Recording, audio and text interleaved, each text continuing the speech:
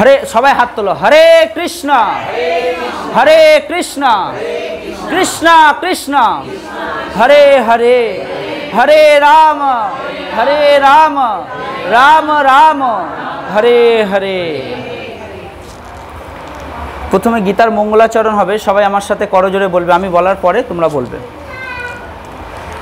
ওং অজ্ঞানম তিমিরন্ধস্য জ্ঞানাঞ্জন শলাকয়া চক্ষুরামুন্মিলিतं येन তস্मै শ্রী গুরবে নমঃ।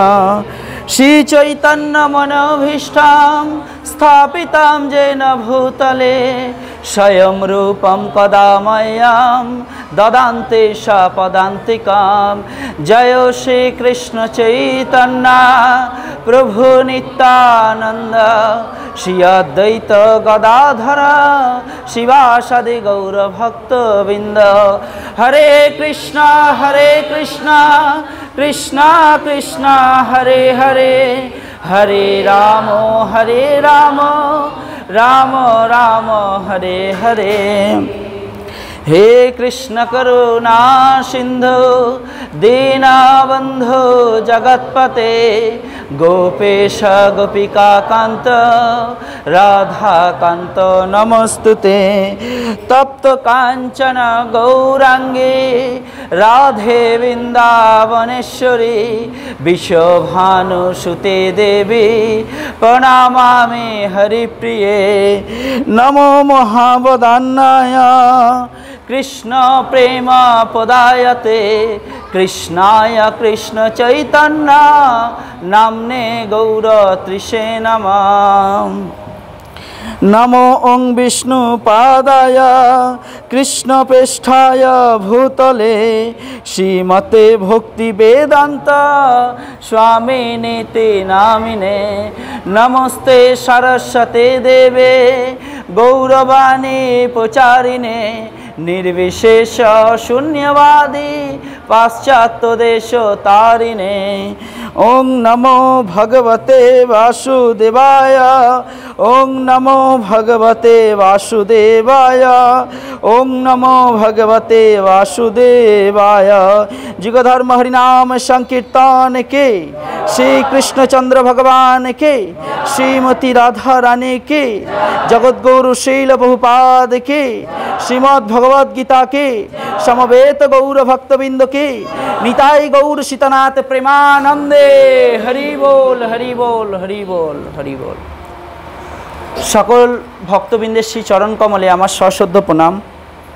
भगवानेर कथा बोलते गेले किछु यदि भूल हये थाके पुत्र सम भाई सम रूपे आमाय क्षमा करे दिओ, कारण भगवानेर कृपा असीम, भगवानेर कथा असीम। हरि अनंत हरि कथा अनंत। स्वयं तुलसीदास रामचरित मानसे बोलছেন हरि যেমন অনন্ত, হরির কথাও কিন্তু অনন্ত। আর এই হরির অনন্ত কথা স্বয়ং অনন্ত দেব বলরাম সেও কিন্তু বর্ণনা করতে সক্ষম হয় না। অনন্ত দেব মানে অনন্ত মুখ আছে তার, অনন্ত মুখে অনন্ত কাল ধরে স্বয়ং ভগবান যিনি তিনি অনন্ত রূপে তার হরির কথা বর্ণনা করতে সক্ষম হয় না। আমার মতো তুচ্ছ জীব কী কথা ভগবানের বলতে পারে। তাই আমরা যতক্ষণ এখানে থাকবো আমাদের মনকে প্রভুর চরণে আমরা নিয়োজিত করব। কেননা আমাদের সংসারে আমরা কত সময় দিই, সংসারকে কত দিই? 24 ঘন্টার মধ্যে 24টা ঘন্টায় আমরা সংসারকে দিই। যদি ভাবি 24 ঘন্টায় কি আমরা সংসারকে দিই? যদি আমরা বাস্তবিক পক্ষে ভেবে দেখি, ঘুমোনাটাও যদি একটা আমরা কর্ম ভাবি, সেই কর্ম কেন করছি? জীবনকে বাঁচিয়ে রাখার জন্য করছি না? হ্যাঁ, সব সময় যদি নিজের জন্য ভাবি, সব সময় আমার কিসে মঙ্গল হবে, আমার আত্মীয়ের কিসে মঙ্গল হবে, আমার নিজের ব্যবসা প্রতিষ্ঠানের কিসে মঙ্গল হবে, সেই কথা যদি আমরা সব সময় চিন্তা করি, তাহলে আমার থেকে চিন্তাশালী ব্যক্তি তো পশু পাখিরা আছে না? একটা কুকুর সে কিন্তু তার বাচ্চার যেমন খেয়াল রাখে, আমরাও কিন্তু আমাদের বাচ্চাদের খেয়াল রাখি। সেও ঠিক বাচ্চার জন্য খাবার আনতে যায়, দূর জায়গা থেকে মুখে করে খাবার নিয়ে এসে বাচ্চাদিকে দেয়। আমরাও কিন্তু খাবারের জন্য এখানে ওখানে সেখানে কাজ করে বেড়াচ্ছি, করছি না? তাহলে পশুর মধ্যে আর আমার মধ্যে পার্থক্য আমি কোথাও খুঁজে পাই না। শাস্ত্রে বলা হয় আহার নিদ্রা ভয় মৈথুন, এই 4টে কার্য পশুও করে মানুষও করে। তাহলে পশু আর মানুষের মধ্যে পার্থক্য আছে? পার্থক্য নেই। যদি পশুও খায় আমিও খাই, পশুও ঘুমায় আমিও ঘুমাই, পশুও কোনো তার থেকে শক্তিশালী বড় পশুর থেকে ভয় পায়, আমিও কোনো মানুষের থেকে, জীবজন্তুর থেকে আমরাও ভয় পাই। মৈথুন, পশুরাও বংশ বিস্তার করে, মানুষও বংশ বিস্তার করে। সব গুণ পশুদের সাথে মানুষের একটা গুণ আছে, যেই গুণ পশুর আর মানুষের মধ্যে আকাশ পাতাল পার্থক্য দাঁড় করিয়েছে। সেটা কি? সেটা হচ্ছে ভগবত চিন্তা। যেই চিন্তা মানুষ করতে পারে, পশু করতে পারে না। পশু কখনো মন্দিরে যেতে পারে না, পশু কখনো ভগবানকে ডাকতে পারে না, প্রসাদ পেতে পারে না, কিন্তু মানুষ সেটা পারে। মানুষ চিন্তা করতে পারে, মানুষ ভগবানের শাস্ত্র পড়তে পারে, ভগবানকে ডাকতে পারে, ভগবানের কাছে প্রার্থনা করতে পারে, মন্দিরে যেতে পারে, দণ্ডবত প্রণাম নিবেদন করতে পারে, সব কিছু পারে। কে পারে? মানুষ পারে, পশু পারে না। তাই বলছে শাস্ত্রে, বিশেষ করে ভগবদ গীতায়, যে আমরা যেন পশুর কটা পা হয়? 4টে পা হয়। মানুষের কটা পা হয়? 2টো পা হয়। আমরা যেন 2 পায়ে পশু হয়ে না যাই। পশুর 4টে পা, আমাদের 2টো পা। আমরা গর্ব করে কি বলি? আমি তো মানুষ, আমি মানব জগতে আমি এসেছি, মানব সভ্যতায় আমি শিক্ষিত। কিন্তু যদি আমরা আমাদের কর্মটা পশুর মতো করি, তাহলে কিন্তু আমি 2 পায়ের পশু। মানুষ হলেও 2 পায়ের পশু। বুঝে যাচ্ছে? এটা শাস্ত্রের কথা, গীতার কথা। গীতায় কৃষ্ণ বলছেন 4 পায়ের পশুকে আমরা সবাই দেখি, 2 পায়েও পশু হয়। যে ভাগবত ধর্ম তার জীবনে গ্রহণ করে না, সে 2 পা পেয়ে পশুর মতো জীবন কাটায়, সে আর এক ধরনের পশু। বোঝা গেল? তাই বলছে 4 লক্ষ প্রজাতির মানব হয়, 4 লক্ষ প্রজাতির মানব হয়। এই 4 লক্ষ প্রজাতিকে যদি আমরা ভাগ করতে থাকি, তার মধ্যে যারা শ্রেষ্ঠ জ্ঞানী ব্যক্তি, তারা কি হয়? ব্রহ্মাণ্ড ভূমিতে কোনো ভাগ্যবান জীব গুরু কৃষ্ণ প্রসাদে পায় ভক্তিলতা বীজ। গুরুদেব আর কৃষ্ণের কৃপায় ভক্তিলতা বীজ সে পায়, তার জীবনে সে রোপণ করে। কার কৃপায়? গুরুদেব আর ভগবানের কৃপায়।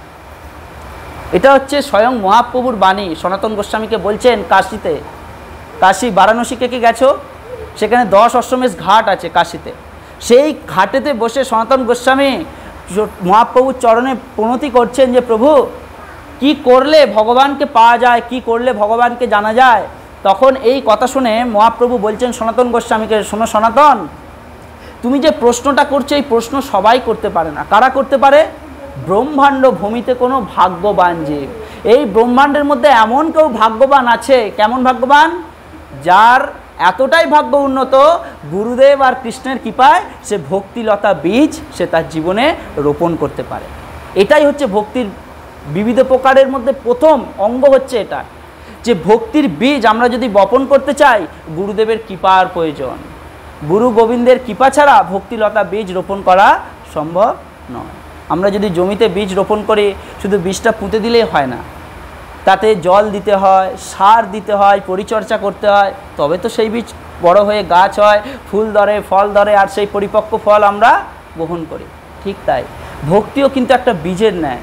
এটা খুব যত্নের সহিত, আদরের সহিত আমাদের হৃদয়রূপী জায়গায় এই বীজকে বপন করতে হয়। আর যখন এটা বপন করব, নিষ্ঠা সহকারে শুদ্ধ চিত্তে এটা আমাদের দেখভাল করতে হবে, মেনটেন করতে হবে। তাই ভক্তিপথ খুব কঠিন, খুব সজাগ, খুব সতর্ক। যদি সতর্ক না থাকে ভক্তিপথে কিন্তু চলা মুশকিল। যাক, আজকে আমরা ভগবদ্গীতার এই সভায় উপস্থিত হয়েছি। আমরা ভগবদ্গীতা সম্পর্কে অনেকে কম বেশি জানি। ভগবদ্গীতায়, এই গীতা সনাতন ধর্মের কীরকম শাস্ত্রগ্রন্থ, কে কেমন জানো বলো তোমরা? গীতা কীরকম শাস্ত্রগ্রন্থ সনাতন ধর্মের? সনাতন ধর্মের মূল ধর্মগ্রন্থ হচ্ছে ভগবদ গীতা। যে গীতা মানে, গীতা শব্দটাকে ভাঙলে কি পাই? গীত। গীত মানে কি? গান। গীত থেকে আসছে গীতা। যেই গান কুমার শানু করেনি, বাপ্পি লাহিড়ী করেনি, কে করেছেন? ভগবান শ্রীকৃষ্ণচন্দ্র এই গান গেয়েছেন। কাদের জন্য গেয়েছেন? কাদের জন্য গেয়েছেন? আমাদের মতো জীবকে উদ্ধার করার জন্য এই গান গেয়েছেন। তাহলে এবার চিন্তা করো, আমরা গান কত ভালোভাবে শুনি, এমনভাবে শুনি যে সে যদি কোনো কারণে নাও থাকে, আমি গানটা গেয়ে দিতে পারি, এতটা মন দিয়ে আমরা গান শুনি। গীতা কোটি কোটি বছর ধরে গীতার জ্ঞান চলে আসছে, কোটি কোটি বছর ধরে। গীতার মধ্যে বর্ণনা দেওয়া আছে তার আয়ুষ্কাল, গীতার আয়ুষ্কাল, গীতা কবে থেকে এই জগতে প্রবর্তিত। বুঝে যাচ্ছে? আমরা হয়তো জানি দ্বাপর যুগের শেষে স্বয়ং ভগবান কৃষ্ণচন্দ্র এলেন, অর্জুনকে, এই অর্জুনের মাধ্যমে গোটা জগৎ সংসারকে গীতার উপদেশ দান করলেন। এটা যেমন ঠিক, এর যদি ইতিহাস আমরা শুনি, স্বয়ং সূর্যদেব যখন এই পৃথিবীতে আসেনি, এই ব্রহ্মাণ্ডে যখন সূর্যের সৃষ্টি হয়নি, তার আগে ভগবান সূর্যদেবকেই গীতার জ্ঞান দিয়েছিলেন। ইমম বিবস্বতে যোগম প্রাপ্তবান অব্যয়ম। বোঝা যাচ্ছে গীতার মধ্যে জ্ঞান যোগের প্রথম শ্লোক কৃষ্ণ বলছেন, আমি এই জগৎ সৃষ্টির পূর্বে সূর্যদেবকে এই গীতার জ্ঞান দান করি। বোঝা গেল? সূর্যদেব তার বংশে অর্থাৎ তার পরম্পরায় যে আসছে বিবস্বানকে দান করেন। বিবস্বান মানব জাতির জনক মনু মহারাজকে দান করেন। মনু মহারাজ সেই জ্ঞান কাকে দান করেন? সূর্য বংশের বীর প্রতাপী রাজা ইক্ষ্বাকুকে দান করেন। ইক্ষ্বাকু সেই জ্ঞান আস্তে আস্তে তার রাজ্যে, তার সভায়, তার রাজত্বে পরিচালিত করেন এবং সেই রাজ্যে, সেই রাজসভায়, সেই বংশে রঘুকুল তিলক ভগবান শ্রী রামচন্দ্র আবির্ভূত হন। রামচন্দ্রও সেই জ্ঞান এই জগতে প্রবর্তিত করেন। এটা গীতার ইতিহাস। হয়ে গেল? এটা হচ্ছে গীতার ইতিহাস। গীতায় বলা হয় যে যা কিছু আমরা এই জগতে দেখতে পাচ্ছি সব কিছু কিন্তু গীতাকে কেন্দ্র করে ঘটছে। সব কিছু। এখনকার যুগের যত বিজ্ঞানী আছে, ডাক্তার আছে, বড় বড় সায়েন্টিস্ট আছে, তারা যতই নিজেকে উন্নত ভাবুক না কেন, যদি শাস্ত্র না থাকে তারা কিন্তু নিজে কিচ্ছু করতে পারবে না। শাস্ত্রে প্রত্যেকটা বিষয়ের ওপর তার গুরুত্ব আরোপ করা আছে। প্রত্যেকটা রোগ, প্রত্যেকটা সমস্যা, সব কিছুর সমাধান কিন্তু শাস্ত্রে আছে। শাস্ত্রে এমন কিছু নেই যে শাস্ত্রে নেই, কিন্তু শাস্ত্র আমরা পড়ি না, শাস্ত্র জানার চেষ্টা করি না। সব কিছু শাস্ত্রের মধ্যে আছে। যে আমরা এখনকার কি ভাবছি যে সমুদ্রের নিচে মণি মাণিক্য থেকে, মূল্যবান বস্তু থেকে বিভিন্ন ঔষধের খনি হচ্ছে সমুদ্রের তলদেশ, তাই তো? সমুদ্রের নিচে। কিন্তু আমরা যদি সমুদ্র মন্থন লীলা পড়ি, সমুদ্র মন্থন লীলায় এমন এমন বস্তু সমুদ্র থেকে উত্থিত হচ্ছে যার দ্বারা আমরা অনায়াসে জানতে পারি যে সমুদ্রের বক্ষে, সমুদ্রের গভীরে কি আছে, কি বস্তু আছে। যেই বস্তুর দ্বারা সমুদ্র মন্থন লীলায় স্বয়ং লক্ষ্মী দেবী প্রকটিত হচ্ছে সমুদ্র গর্ভ থেকে। বুঝতে পারছো? চন্দ্রমা প্রকটিত হচ্ছে সমুদ্র গর্ভ থেকে। বুঝতে পারলে? ঐরাবত হাতি প্রকটিত হচ্ছে সমুদ্র গর্ভ থেকে। উচ্চস্বভা ঘোড়া প্রকটিত হচ্ছে সমুদ্র গর্ভ থেকে। শুধু তাই নয়, একমাত্র চন্দ্রমা, যিনি সমস্ত ঔষধের রাজা, সমস্ত ঔষধের দেবতা চন্দ্রমা, তিনি সমুদ্র থেকে প্রকটিত হচ্ছেন। সব কিছু। এইটা হচ্ছে আমাদের শাস্ত্র। সনাতন ধর্মের শাস্ত্র এত বৃহৎ, এত গভীর। যদি আমরা সেই শাস্ত্রকে পড়ব, আমরা কিন্তু এই জ্ঞানগুলো জানতে পারব যে শাস্ত্র ছাড়া মানুষ এক পাও চলতে পারে না। যেমন আমরা কথায় বলি, ধর্মহীনা মানুষ পশুভি সমানা। ধর্মহীনা মানুষ পশুভি সমানা। পশুভি মানে কি? পশুর মতো সমান। ধর্ম ছাড়া মানুষ। শুধু খাওয়া মাখা পড়াটা ধর্ম না। আমরা কিভাবে আজকালকার যুগে ভালো খাবো, ভালো থাকবো, এটাই ধর্ম। এটা ধর্ম নয়। যদি ভালো খাবে, ভালো থাকবে, এটাই ধর্ম হবে, তাহলে কেন মৃত্যুর পরে তারা নরক যন্ত্রণা ভোগ করে? বলো। সবসময় বুঝতে হবে, অর্থ ইনকাম করো, কিন্তু অর্থটা ধর্মের পথে ইনকাম করো, ধার্মিক যুক্ত হয়ে ইনকাম করো। অর্থ সবার প্রয়োজন। সেই অর্থ যদি ধর্মের পথে ইনকাম করা হয়, ধর্ম পথে চলে ইনকাম করা হয়, সেই অর্থ কিন্তু তোমাকে কখনো বিপাকে ফেলবে না, নরকগামী করবে না। বুঝতে পারলে? আর যদি তা না হয়, ধর্মকে বাদ দিয়ে যদি কর্ম করা হয়, সেই কর্মের কোনো দাম থাকে না। এই জগতে তোমাকে সবাই নাম করবে, খ্যাতি করবে, যশ পাবে, কিন্তু চোখ বুঝলে কেউ তোমার পাশে থাকবে না। কেন? তুমি অধর্মের সঙ্গ দিয়েছ। অধর্মের সঙ্গ কে না দিয়েছে? বড় বড় রথী মহারথী দিয়েছে। কিন্তু চেয়ে দেখো, এত শক্তি থাকা সত্ত্বেও, কংসের এত শক্তি থাকা সত্ত্বেও, রাবণের এত শক্তি থাকা সত্ত্বেও, মহাভারতের দুর্যোধনের এত শক্তি থাকার সত্ত্বেও সমস্ত কিছু মাটিতে মিশে গেল। কেন? সবাই কিন্তু অধর্মকে সঙ্গ দিয়েছিল। ধর্মের পথে যদি দুর্বল মানুষও হাঁটে, সে কিন্তু জয়ী হবে। সত্যমে জয়তে। সত্যের পথে থাকবে, সত্যই তোমাকে জয় দান করবে, সত্যই তোমাকে ধর্মের পথে স্থাপন করবে। এটা হচ্ছে ধর্মের পথ। গীতার মধ্যে আমরা জানতে পারি যে গীতা মানব জীবনে কতটা গুরুত্বপূর্ণ একটি বিষয়। সব জায়গায় আমরা দেখতে গেলে কি হয়, গীতার এই উপদেশ, গীতার ওই উপদেশ। গীতায় কটা শ্লোক আছে? গীতায় বলো। গীতায় 700টা শ্লোক আছে। কটা? 700টা মাত্র। আমরা কথায় কি বলি?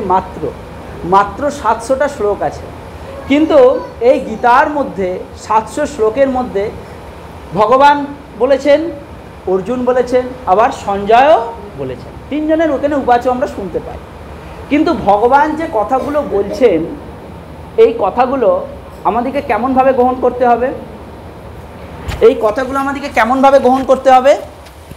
যেমন অর্জুন কুরুক্ষেত্র যুদ্ধক্ষেত্রে ভগবানকে কাতরভাবে প্রার্থনা করেছিলেন যে প্রভু, তুমি এই ধর্ম সংকট যুদ্ধে আমি এখানে এসে উপস্থিত হয়েছি, কিন্তু আমি এত ক্ষমতাশীল, আমি বীর যোদ্ধা, আমি ধনুর্ধারী অর্জুন, আমার কাছে সব অস্ত্রের সন্ধান আমি জানি, সব অস্ত্র আমার কাছে আছে, কিন্তু তারপরেও আমি কারো প্রতি যুদ্ধ করতে পারবো না। কেন পারবো না?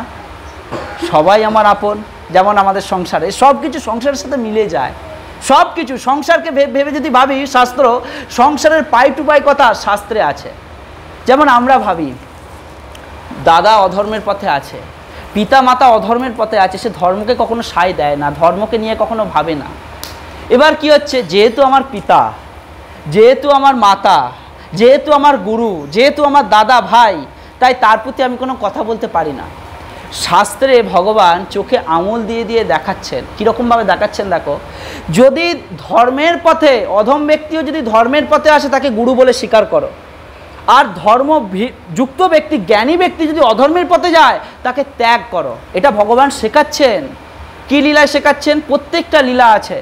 যেমন ভগবান বামন দেব রূপে যখন এ জগতে এলেন, এসে শিক্ষা দিচ্ছেন কীরকম, যে বলি মহারাজের গুরু কে ছিলেন? রাজা বলির গুরু কে ছিলেন? দৈত্যদের গুরু শুক্রাচার্য। শুক্রাচার্য বলেছিলেন, বলি তোমার কাছে যে বামন সেজে যে এসেছে, এ স্বয়ং ভগবান বিষ্ণু তোমার সাথে ছল করতে, কপট করতে এসেছে, তুমি ওর কথায় কান দিও না, তুমি ওকে বাদ দাও, তুমি ওকে দান দক্ষিণা কিচ্ছু দিতে রাজি হও না। বলি মহারাজ যখন এই কথা শুনলেন, বলি মহারাজ তো ভাবতেন কি, আমার যেমন আমরা ভাবি আমার জন্যে তুমি এত কিছু করেছো, আমার জন্যে তুমি এটা করেছো, ওটা করেছো, এই জগতে আমরা এটা দেখি। কিন্তু কেউ কখনো ভেবে দেখেছো কোনো ব্যক্তির জন্য ভগবান বৈকুণ্ঠ ত্যাগ করে বামন বেশ নিয়ে খালি পায়ে চলতে চলতে চলতে চলতে বলি মহারাজ যজ্ঞস্থলে এসে পৌঁছায়? এমন কোনো প্রতাপী ব্যক্তি আছে? বলি মহারাজ সঙ্গে সঙ্গে তার গুরুদেবকে বললেন, গুরুদেব আপনি যা বলছেন আমি সব কিছু শুনছি, কিন্তু আপনার কথা আমি রাখতে পারবো না। কারণ ভগবানকে পেতে যে কেউ বাধা হয়ে যদি দাঁড়ায়, তাকে বাদ দিয়ে ভগবানের কাছে যাওয়া উচিত। তাই গুরুদেব আপনার কথা আমি অমান্য করলাম। বুঝতে পারছো? স্বয়ং গুরুকে ত্যাগ করেছিলেন বলি মহারাজ ভগবানকে পাওয়ার জন্য। মাকে ত্যাগ করেছিলেন ভরত মহারাজ রামচন্দ্রকে পাওয়ার জন্য। বুঝে গেল? প্রত্যেকটা জায়গা আমরা দেখতে পাই, প্রত্যেকটা জায়গা আমাদের এগুলো উদাহরণ। দাদাকে ত্যাগ করেছিলেন বিভীষণ মহারাজ রামচন্দ্রকে পাওয়ার জন্য। অর্থাৎ ভগবানকে পেতে গেলে এমন যতই প্রিয় হোক, যতই কাছের হোক, সে যদি ভগবানের কাছে যেতে ভগবান কাজে বাধা দেয়, তাকে ত্যাগ করা দরকার, সে যতই প্রিয় হোক। কেন? তুমি বিনা বন্ধু আর কি আছে আমার? এই জগতে যতই লোক থাকুক, যতই তোমার কাছের লোক থাকুক, বন্ধু কিন্তু একজন, সে কে? সেই একমাত্র হরি, যে ছাড়া আর কেউ বন্ধু তোমার হতে পারে না। তুমি বিনা বন্ধু আর কে আছে আমার? আমার আর কেউ নেই যে প্রভু এ জগতে যা বন্ধু যা বান্ধব সব দুদিনের তারে, অর্থের তারে। অর্থ আছে, বন্ধু বান্ধব আছে, মান সম্মান আছে, বন্ধু বান্ধব আছে, প্রতিপত্তি আছে, বন্ধু বান্ধব আছে। যখন সব যাবে বন্ধুও নেই, কিন্তু একজন থাকবে যে অন্তিম কালে তোমাকে সঙ্গ দেবে।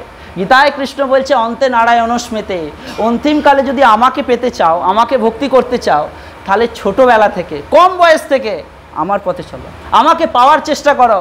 কি করলে আমি প্রসন্ন হই সেই কার্য করো। ভগবদ গীতায় কৃষ্ণ 700 উপদেশের মধ্যে কৃষ্ণ বুঝাচ্ছেন মানুষকে কিভাবে ভগবানকে জানতে হয়, কিভাবে ভগবান কৃষ্ণের প্রতি ভক্তিবান হতে হয়, কিভাবে ভগবান সব কিছুর মধ্যে বিরাজিতমান, কিভাবে ভগবান পঞ্চতত্ত্বের মধ্যে বিরাজিতমান, কিভাবে ভগবান এই দেহকে সৃষ্টি করে, কিভাবে এই দেহকে পালন করছে, আবার কখন এই দেহকে বিনাশ করে দিচ্ছে। বুঝে গেল? সব কিছু গীতার মধ্যে আছে। গীতাকে ওই জন্য বলা হয় কি সনাতন ধর্মের মূল শাস্ত্র গ্রন্থ। যেই গীতার উপর ভর করে আদালত চলছে, কোর্ট রায় দিচ্ছে, যেই গীতার উপর ভর করে প্রত্যেকটা প্রশাসনিক দপ্তর কার্যকর্ম করছে।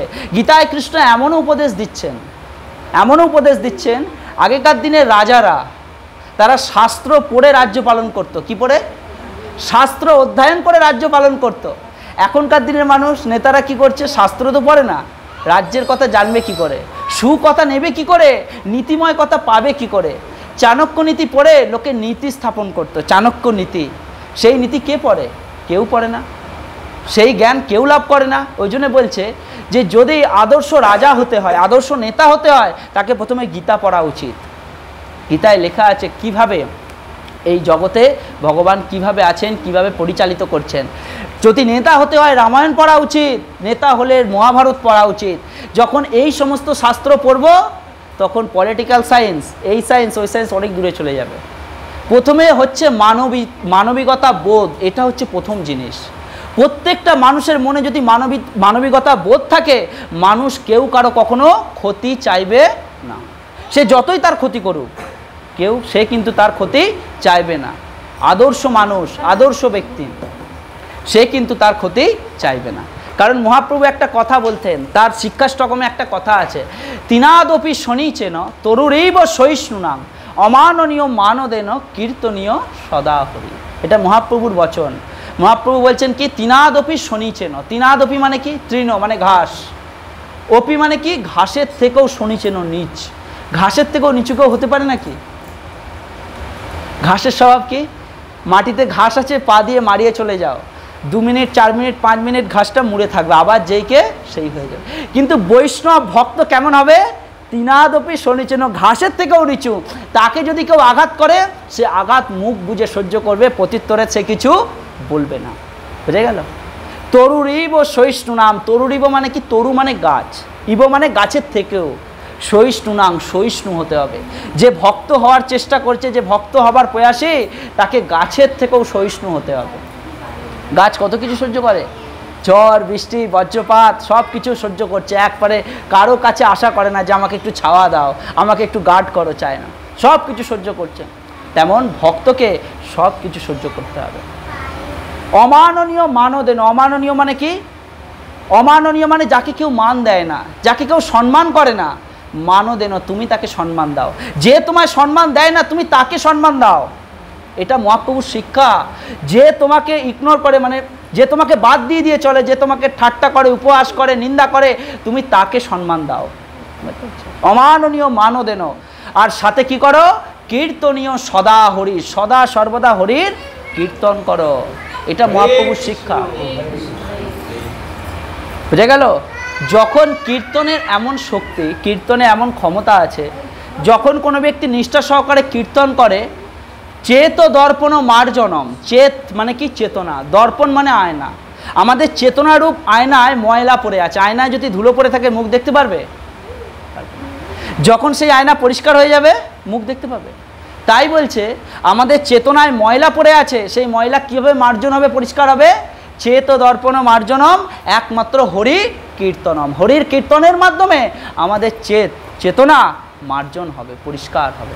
তাই বলছে কি, প্রতিদিন হরির নাম, হরির কীর্তন, হরির পূজা, হরির কাছে প্রণাম নিবেদন, হরির কথা, এটা যদি আমরা শুনি আমাদের চিত্ত কিন্তু পরিষ্কার হবে, পবিত্র। মাহাত্ম্যের প্রথম শ্লোকে ভগবান বলছেন, সবাই আমার সাথে করজোরে বলো, গীতা শাস্ত্রম ইদম পুণ্যম য পঠেত প্রযত পুমান। ভগবান বলছেন ভগবদ্গীতার নির্দেশকে যথাযথভাবে অনুসরণ করতে পারলে অতি সহজেই সমস্ত ভয় ও উদ্বেগ থেকে মুক্ত হওয়া যায়। গীতার বাণীকে, গীতার কথাকে, গীতার নির্দেশকে যদি আমরা অনুসরণ করি, কিভাবে, যথাযথভাবে যদি আমরা অনুসরণ করি, অতি সহজেই সমস্ত ভয় ও উদ্বেগ থেকে মুক্ত হওয়া যায়। ভয় উদ্বেগ, ভয় মানে কি, ভয় তো আমরা সবাই পাই, হ্যাঁ, একটা পিঁপড়ের থেকেও ভয় পাই। কেন ভয় পাই? ভয়ের পেছনে কারণটা কি? একটাই কারণ, তোমরা সবাই জানো কি, সেটা হচ্ছে মৃত্যু। সেটা মৃত্যু। ভয়ের একটাই কারণ মৃত্যু, সবার একটাই কারণ কি, মৃত্যু। এবার যদি আমরা বিবেচনা করে দেখি, ভেবে দেখি, আমাদের জন্ম হয়েছে, মৃত্যু হবে, এই কথা আমরা সবাই জানি। জাতস্বই ধ্রুবং মৃত্যু, যার জন্ম হয়েছে তার মৃত্যু হবে, গীতায় কৃষ্ণ বলছেন সেই কথা। এবার আমরা আমাদের চোখের দেখা, আমাদের দাদু ঠাকুরদা ঠাকুমা কত সবাই আমাদের চোখের সামনে ঘুরতো, খেত, কথা বলতো, আলাপ আলোচনা করতো, সব কিছু করতো। একটা সময় গেল তারা কিন্তু আর আমাদের কাছে নেই।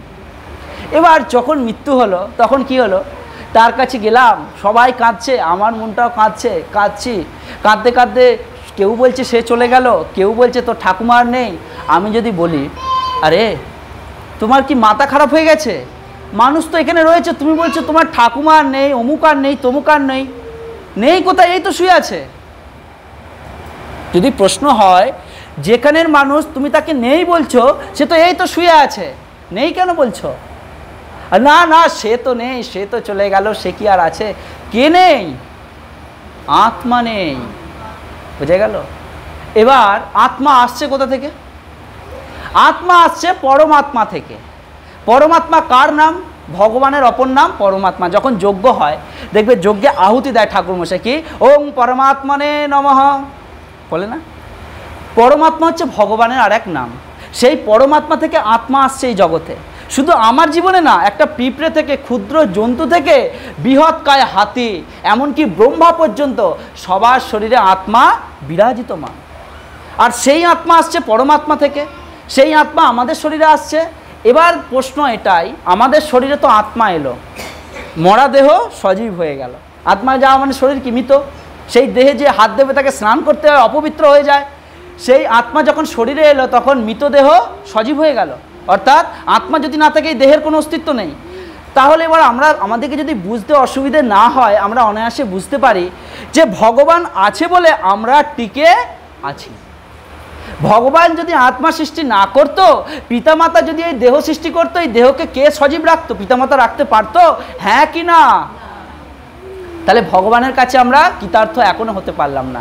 যে ভগবান আমাদের আত্মা দিল, এই শরীরের মধ্যে আত্মাকে স্থাপন করলো, আমরা সেই আত্মার প্রতি যে দিলে তার প্রতি কৃতজ্ঞতা বোধ হতে পারলাম না। তাহলে আমরা প্রথমত কি হলাম? অকৃতজ্ঞ হয়ে গেলাম।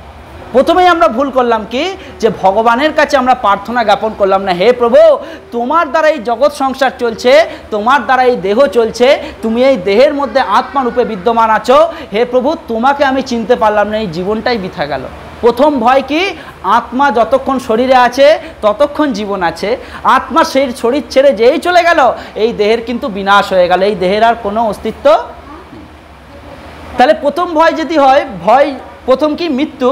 তাহলে এটা আমাদেরকে বুঝতে হবে, ভগবান থেকে যেমন আত্মা আসছে, আবার এই আত্মা ভগবানে ফিরে যাবে।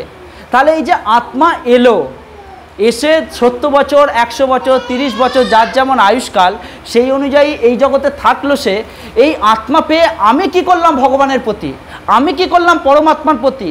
এই বাক্য যখন আমাকে যমরাজ বলবে যে তোমাকে আমি মানব জীবন দিলাম, তোমাকে আমি মানুষ রূপে জন্ম দিলাম, ভগবান তোমাকে সজীব করার জন্য আত্মা প্রদান করলো, জ্ঞান বিবেক বুদ্ধি সব দিল, তুমি সব কিছু পেয়ে কি এমন কার্য করেছো নিজের মুখে বলো? তখন আমরা কি উত্তর দেব?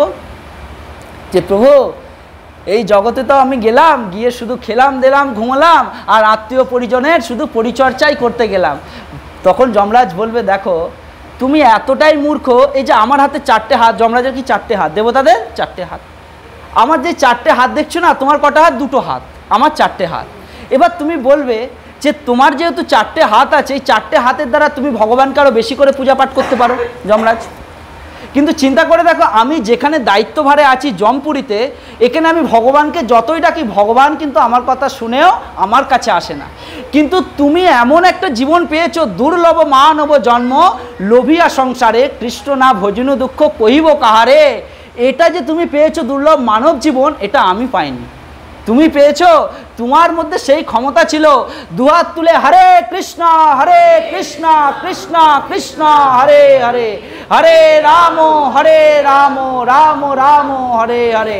যদি ভগবানকে ডাকতে, ভগবান প্রসন্ন হয়ে যেত, আর তোমাকে আমার কাছে আসতে হতো না, বৈকুণ্ঠে তুমি যেতে। দুর্লভ মানব জীবন পেয়ে সেই জীবন তুমি নষ্ট করে ফেলবে। সব থেকে বড় ভয় হচ্ছে মৃত্যু। আমাদের সব সময় খেয়াল রাখতে হবে, মৃত্যু যে কোনো জায়গায় আসতে পারে, যে কোনো জায়গায়। এমন কোনো জায়গা নেই যে মৃত্যু প্রবেশ করতে পারে না। কাঁচের ঘরের মধ্যে থাকবে, সেখানেও মৃত্যু। মাটিতে কেন ইলেকট্রনে যাবে, সেখানেও মৃত্যু। মৃত্যু সব জায়গায় যেতে পারে। প্রস্তুত থাকতে হবে আমাকে, প্রস্তুত থাকতে হবে আমাকে। আমরা যদি একটা ছোট্ট উদাহরণ দিই, এখন কোথায় যুদ্ধ হচ্ছে না ভারত পাকিস্তানের, সেনাবাহিনী কত এক্সপার্ট, কত তৎপর আছে, সব সময় অ্যাক্টিভ, যখন ইচ্ছা হামলা হতে পারে, তারা সব সময় প্রস্তুত। ঠিক সেরকম মহাপ্রভুর যারা দূত তাদেরকে সেনাবাহিনীর সাথে তুলনা করা হয়। কেন?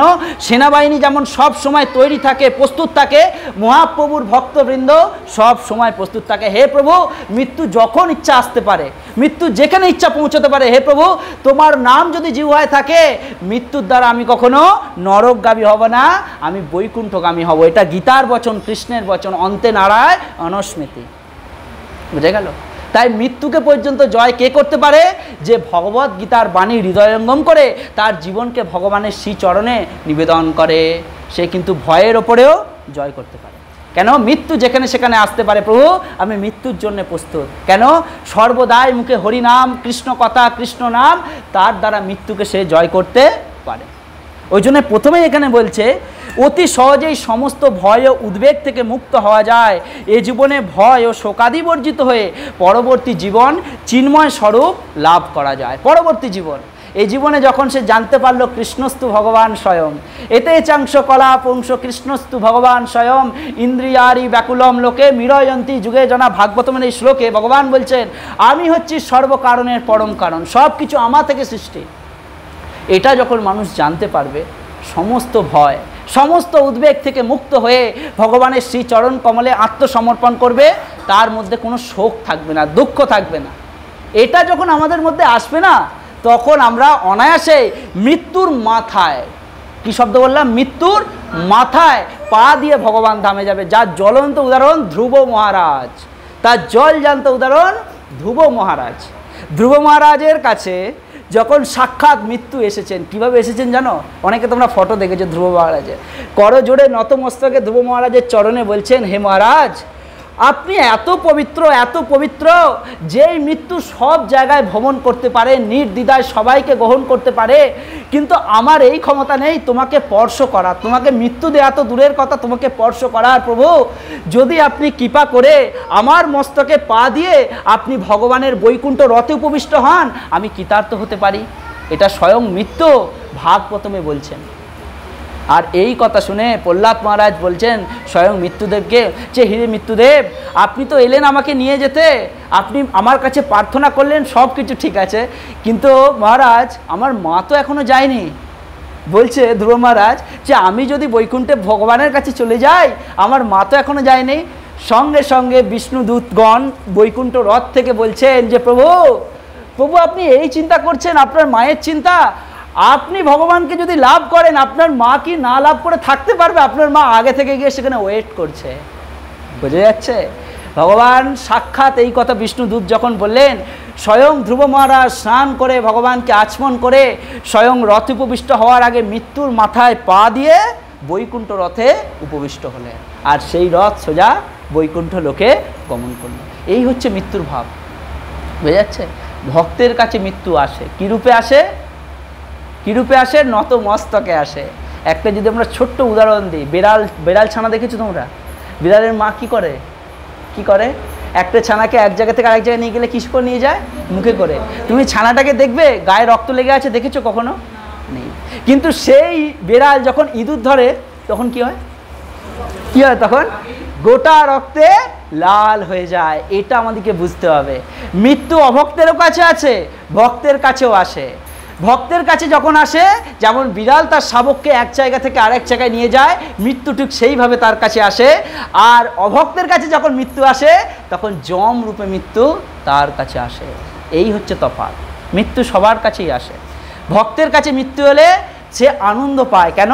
এতদিন পর আমি ভগবানকে পেলাম, এতদিন পরে আমি ভগবানের কাছে যাবার সুযোগ পেলাম, ভগবানের সেবা আরও বেশি করে করার সুযোগ পেলাম। কিন্তু অভক্তের কাছে, তাই বলছেন কি, যদি আমরা ভগবদ গীতার বাণী নিষ্ঠা সহকারে শুদ্ধ চিত্তে হৃদয়ঙ্গম করতে পারি, আমাদের মধ্যে থেকে এই যে ভয়, শোক, এই সব কিছু তুলে যাবে। আমাদের কত রকম শোক সংসারে আছে, আছে না?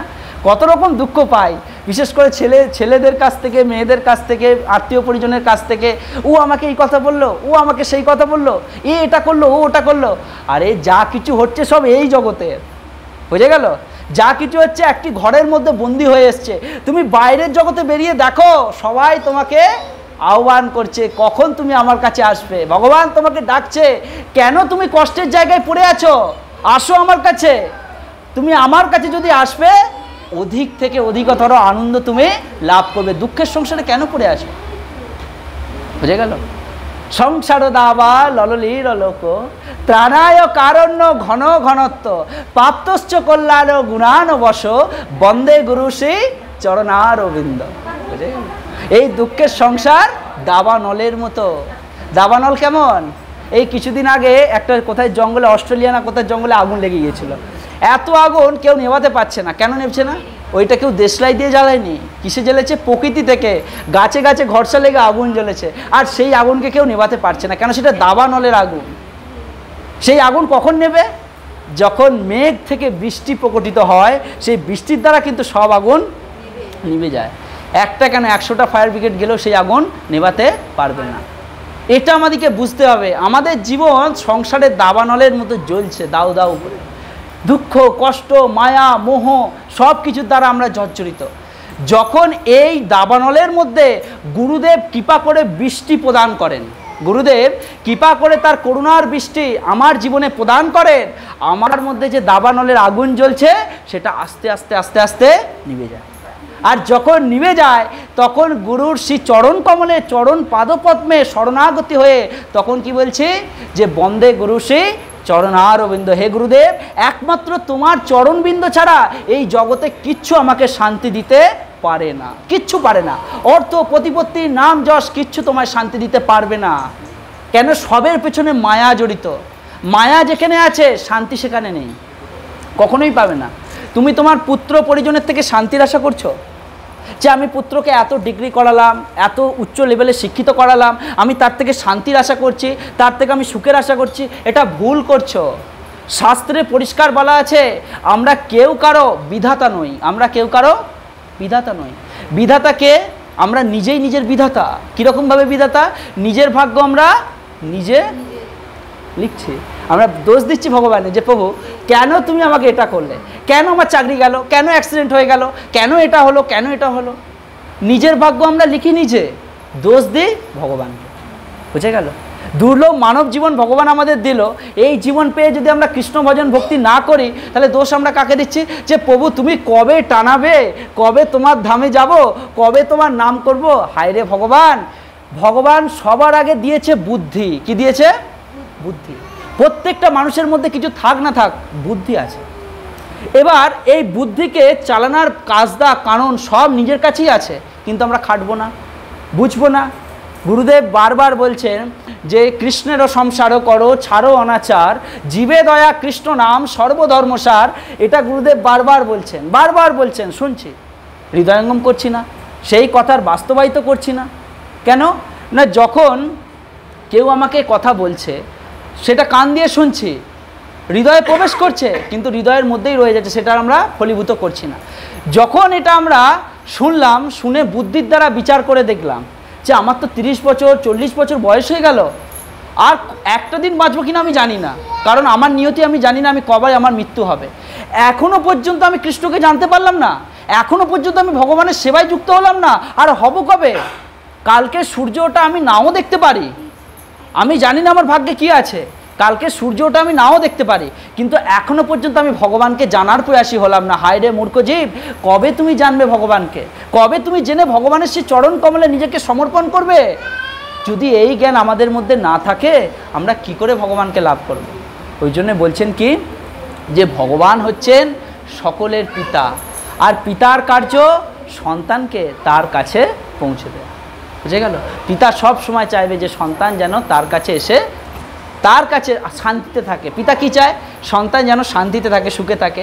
ভগবানও কিন্তু ঠিক সেটাই চায়, যে সন্তান যদি আমার কাছে আসে তাকে আর দুঃখ পেতে হবে না, কষ্ট পেতে হবে না। কেন সেই সংসারে কষ্ট পাচ্ছে? এই সংসারে এসেছি আমাদের কারণে, আবার এই সংসার থেকে মুক্ত হয়ে যদি আমরা ভগবানের কাছে যাব, সেই জন্য আমাদের কার্য করতে হবে ভগবানকে নিয়ে। কার্যের মধ্যে ভগবানকে রাখতে হবে, সেবার মধ্যে ভগবানকে রাখতে হবে, কথার মধ্যে ভগবানকে রাখতে হবে, কথা শোনার মধ্যে ভগবানকে রাখতে হবে, তবে কিন্তু আমরা ভগবানের প্রতি প্রেম বর্ধিত হবে। এই বাচ্চাটাকে একটু ধরে নিও, নইলে তোমরা অসুবিধা হচ্ছে কথা শুনতে, ঠিক আছে? হরে কৃষ্ণ। দ্বিতীয় মাহাত্ম্যে বলা হচ্ছে, সবাই আমার সাথে বলো, গীতা অধ্যয়নশীলস্য প্রণায়াম পরস্য চ নৈব শান্তি পাপানি পূর্বজন্ম কৃতানিচ। ভগবান বলছেন কেউ যদি আন্তরিকভাবে এবং অত্যন্ত গুরুত্ব সহকারে ভগবদ্গীতা পাঠ করে তাহলে ভগবানের কৃপায় বা করুণায় তার অতীতের সমস্ত পাপকর্মের ফল তাকে আর প্রভাবিত করতে পারে না। কেউ যদি ভগবানের কথা আন্তরিকভাবে শ্রদ্ধা সহকারে শ্রবণ করে, তোমরা এখানে বসে আছো সবাই কিন্তু মন দিয়ে শুনছো তো ভগবানের কথা, অন্যমনস্ক করছো না তো? যদিও অন্যমনস্ক হয়, মনকে তখন সান্ত্বনা দাও যে এই 1 ঘন্টা 1.5 ঘন্টা পর আবার তো সংসারের কাজে আমরা ব্যস্ত হয়ে যাব।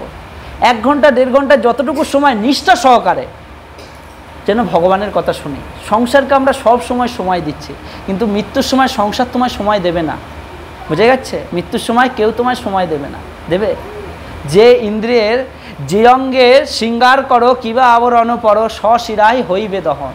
হ্যাঁ, তুমি কার কে তোমার ভেবে দেখো, ভেবে বুঝি দেখো সার, দেহ নাশ অবশ্য ঘটিবে। এই দেহের অবশ্যই নাশ হবে।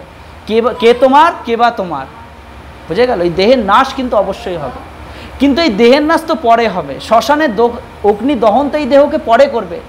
তার আগে যেই দেহ পেয়ে তুমি এত লাফালাফি করছো, কার জন্য করছো? ইন্দ্রিয়ের জন্য করছো না? চক্ষু কর্ণ নাসিকা জিহ্বা ত্বক, এই 5টা ইন্দ্রিয়ের জন্য আমাদের এত লাফালাফি, তাই তো? তুমি দেখো না বয়সকালে ইন্দ্রিয় তোমাকে সাথ দেয় কি না? মৃত্যু তো অনেক দূরে, দেবে ইন্দ্রিয় সাথ? 70 বছর বয়স হয়ে যাবে, কানে শুনতে পাবে না। শুনতে পাবে? কানে শুনতে পাবে না। চোখে দেখতে পাবে না। পাবে? দেখতে পাবে। বুঝতে পারলে? চক্ষু কর্ণ নাসিকা জিহ্বা ত্বক, কথা পথা কিচ্ছু বলতে পারবে না। মৃত্যু অনেক পরে, বয়স হবে, সব কিছু চলে যাবে। তাহলে যেই ইন্দ্রিয়ের দ্বারা তুমি ছোট থেকে বড় হলে, যুবক হলে, একবারে বার্ধক্য পর্যন্ত পৌঁছে গেলে, যে ইন্দ্রিয় তোমাকে দিয়ে কত রকম পাপ কাজ করিয়েছে, কত রকম কিনা করিয়েছে, মৃত্যুর আগে ইন্দ্রিয় তোমায় ছেড়ে চলে যাবে। মৃত্যুতেও সে তোমায় সাথ দেবে না। তাহলে কার জন্য খেটে মরছো? কার কথা শুনছো? ভগবদ্গীতায় কৃষ্ণ বলছেন, খুব জোর গলায় বলছেন, কি বলছেন জানো? বলছেন যেজন ইন্দ্রিয়ের কথা শুনে কাজ করে, যেজন ইন্দ্রিয়ের কথা শুনে কাজ করে সে হচ্ছে গোদাস। কি বলা হচ্ছে? গয়কা গো, দয়াকা দন্তস্ব দাস, গোদাস। গো শব্দের অর্থ ইন্দ্রিয়, সে হচ্ছে গোদাস। আর যে ব্যক্তি ইন্দ্রিয়ের কথা শোনে না, যে ব্যক্তি ভগবানের কথা ইন্দ্রিয়কে পরিচালিত করে, সে হচ্ছে গোস্বামী। কি? গোস্বামী। গোস্বামী, গো শব্দের অর্থ ইন্দ্রিয়, স্বামী শব্দের অর্থ প্রভু বা রাজা। যিনি ইন্দ্রিয়কে প্রভুর সেবায় কাজে লাগায় তিনি হয়ে যাচ্ছেন গোস্বামী, আর যে ইন্দ্রিয়কে তার নিজের মতো করে চালায় সে হয়ে যাচ্ছে গোদাস। যেমন আমরা নামের সাথে যোগ করি রূপ গোস্বামী, সনাতন গোস্বামী, রঘুনাথ দাস গোস্বামী, গোপাল ভট্ট গোস্বামী, বুঝে যাচ্ছে? আমরা যদি বিচার করে দেখি, সব সময় মনের কথাকে সাই দিলে হয় না। বিশেষ করে কলিযুগে মন হচ্ছে সব থেকে পাপী প্রবৃত্তির জিনিস। বিশেষ করে কলিযুগে মনকে, গীতায় কৃষ্ণ বলছেন মনকে কেমনভাবে চালাতে হবে? বুদ্ধির দ্বারা মনকে চালাতে হবে। কিসের দ্বারা? সবাই বলো, কিসের দ্বারা? বুদ্ধির দ্বারা। তোমাদের বুদ্ধি আছে তো? আছে তো? হ্যাঁ কি না? মানুষকে বলা হয় বুদ্ধিমান জীব। কি বলা হয়? বুদ্ধিমান জীব। একটা পশুকে বলা হয় না বুদ্ধিমান পশু, মানুষকে বলা হয় বুদ্ধিমান জীব। যেমন এক মহারাজ আলোচনা করছেন খুব সুন্দর, একটা কুকুরকে কেউ বলে না তুমি যোগ্য কুকুর হও, একটা গাধাকে কেউ বলে না তুমি যোগ্য গাধা হও, একটা মানুষকে কিন্তু বলে তুমি যোগ্য মানুষ হও। এই কথাটা কেন বলে? কেন বলে এই কথাটা? কারণ মানুষের মধ্যে সেই জ্ঞানটা, যদি সেই জ্ঞানটা থাকতো এই কথাটা কিন্তু বলতো না। মানুষ শব্দের অর্থে আমরা দেখতে পাচ্ছি মানুষ।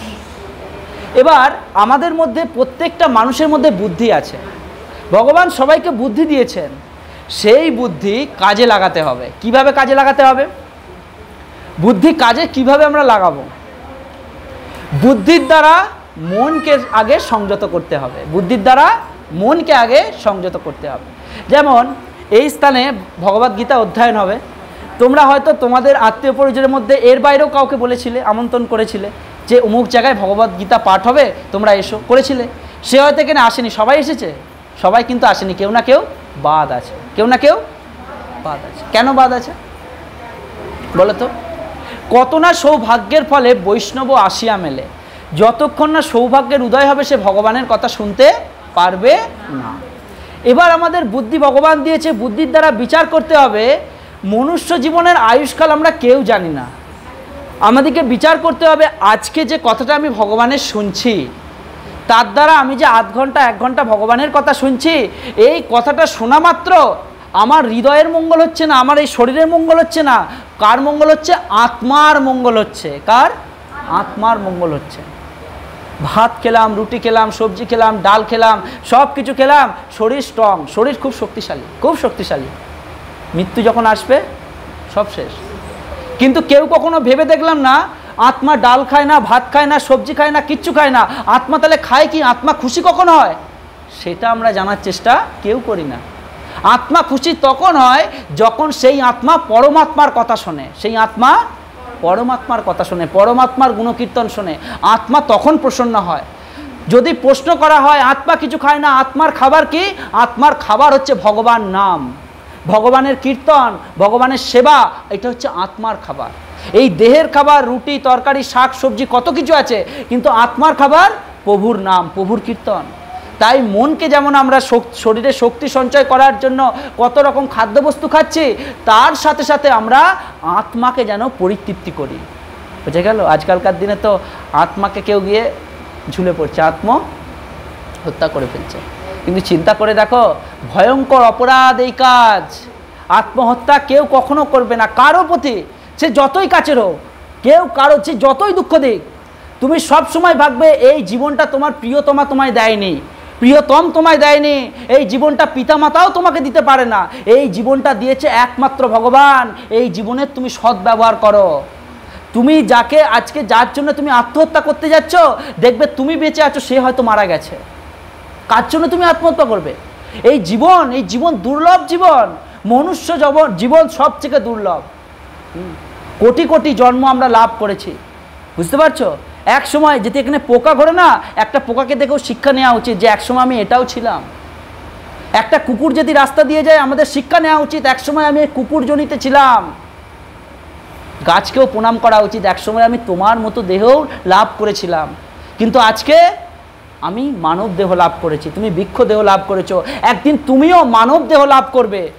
কিন্তু আমাদের এটা বোঝা উচিত যে আমাদের এই যে দুর্লভ মানব জীবন পাওয়ার জন্য গাছও পর্যন্ত আশা করে, কীট পতঙ্গ আশা করে, পশু পাখি সবাই আশা করে, এমনকি দেবতারা পর্যন্ত আশা করে। আর তুমি কি না কার জন্য এই জীবনটা ছেড়ে দিলে, জীবনটাকে আত্মহত্যা করে দিলে? দুর্ভাগ্য তোমার। যেই জীবনকে আত্মহত্যা তো দূরের কথা, ভগবানকে স্মরণ করার জন্য, ভগবানকে পাওয়ার জন্য গোস্বামীগণ দিনের পর দিন উপবাস করে, দিনের পর দিন না খেয়ে ভগবানের সেই চরণ কমলে ধ্যান করে ভগবানকে লাভ করতেন। রূপ গোস্বামী, সনাতন গোস্বামী, রঘুনাথ দাস গোস্বামী। রঘুনাথ দাস গোস্বামী কী করতে জানো? 5-6 দিন ছাড়া 1 কাপ ঘোল খেতেন। 5-6 দিন ছাড়া 1 কাপ ঘোল খেয়ে বৃন্দাবনে রাধাকুণ্ডের তটে ভগবানের নাম জপ করতেন, ভগবানকে ধ্যান করতেন। বুঝতে পারলেন? এতটাই তারা জীবনকে ভগবানের প্রতি প্রয়াসী করার চেষ্টা করেছে। আমরা তো তুচ্ছ জীব, আমরা আমাদের কথার দ্বারা, আচরণের দ্বারা, আমরা ভগবানের সেবা করার প্রবৃত্তির দ্বারা যদি কিছু ভগবান আমাদের কৃপা করেন, আমরা সেই কৃপা লাভ করতে পারি। তাই এই মানব জীবন কোনো মানুষকে দিও না। বৈষ্ণব পদকর্তারা কি বলছেন জানো? বৈষ্ণব পদকর্তারা বলছেন কি? আত্মেন্দ্রিয় প্রীতিবাঞ্ছা তারে বলি কাম। আত্মেন্দ্রিয় প্রীতিবাঞ্ছা তারে বলি কাম, কৃষ্ণেন্দ্রিয় প্রীতি ইচ্ছা ধরে প্রেম নাম। আত্মার সাথে আত্মার যা সম্পর্ক আছে জগতে, সব কামের সম্পর্ক, সব কিছু পাওয়ার সম্পর্ক, কামনার সম্পর্ক। আমার আত্মা আছে, স্ত্রীর আত্মা আছে, পুত্রের আত্মা আছে, পিতামাতার আত্মা আছে। আত্মার সাথে আত্মার যা সম্পর্ক, সব কিছু কামনার দ্বারা সম্পর্ক, সব কিছু। আমি সন্তানকে লালন পালন করছি, বড় করছি, মানুষ করছি, কেন? বৃদ্ধকালে সন্তান আমায় দেখবে, তাই তো। আত্মীয় পরিজনকে খাতির যত্ন কেন করছি? সে গিয়ে আমার নাম করবে, আবার আমি যখন তার বাড়িতে যাব সেও আমার খাতির যত্ন করবে। কামনা ঠিক রয়েই যায় না, রয়েই যায়। ওই জন্য বলছে এই জগতে আত্মার সাথে আত্মার যা সম্পর্ক, সকলের পিছনে কামনা জড়িত, কিন্তু এমন একটা সম্পর্ক আছে যার পেছনে কামনা কিন্তু জড়িত নেই। সেটা কি? সেটা হচ্ছে কৃষ্ণ। যেই কৃষ্ণের আর এক নাম পরমাত্মা। আত্মার সাথে আত্মার প্রেম কখনো হয় না, আত্মার সাথে পরমাত্মার প্রেম হয়। তাই কৃষ্ণ পরমাত্মা, আমি আত্মা, আমার সাথে কৃষ্ণের প্রেম হওয়ার কথা। আমি উল্টে গিয়ে কি করলাম? সংসারের সাথে আমার প্রেমকে গাঁট বন্ধ করে নিলাম, করলাম না? যেই সম্পর্ক আমাদের বর্তমান সময়ে আছে, সেই সম্পর্ককে টিকিয়ে রাখতে গেলে আমাদের কত মেহনত করতে হচ্ছে, কত কিছু করতে হচ্ছে। তারপরেও কি চাইছি, আমরা সম্পর্ক বাড়াতে চেষ্টা করছি।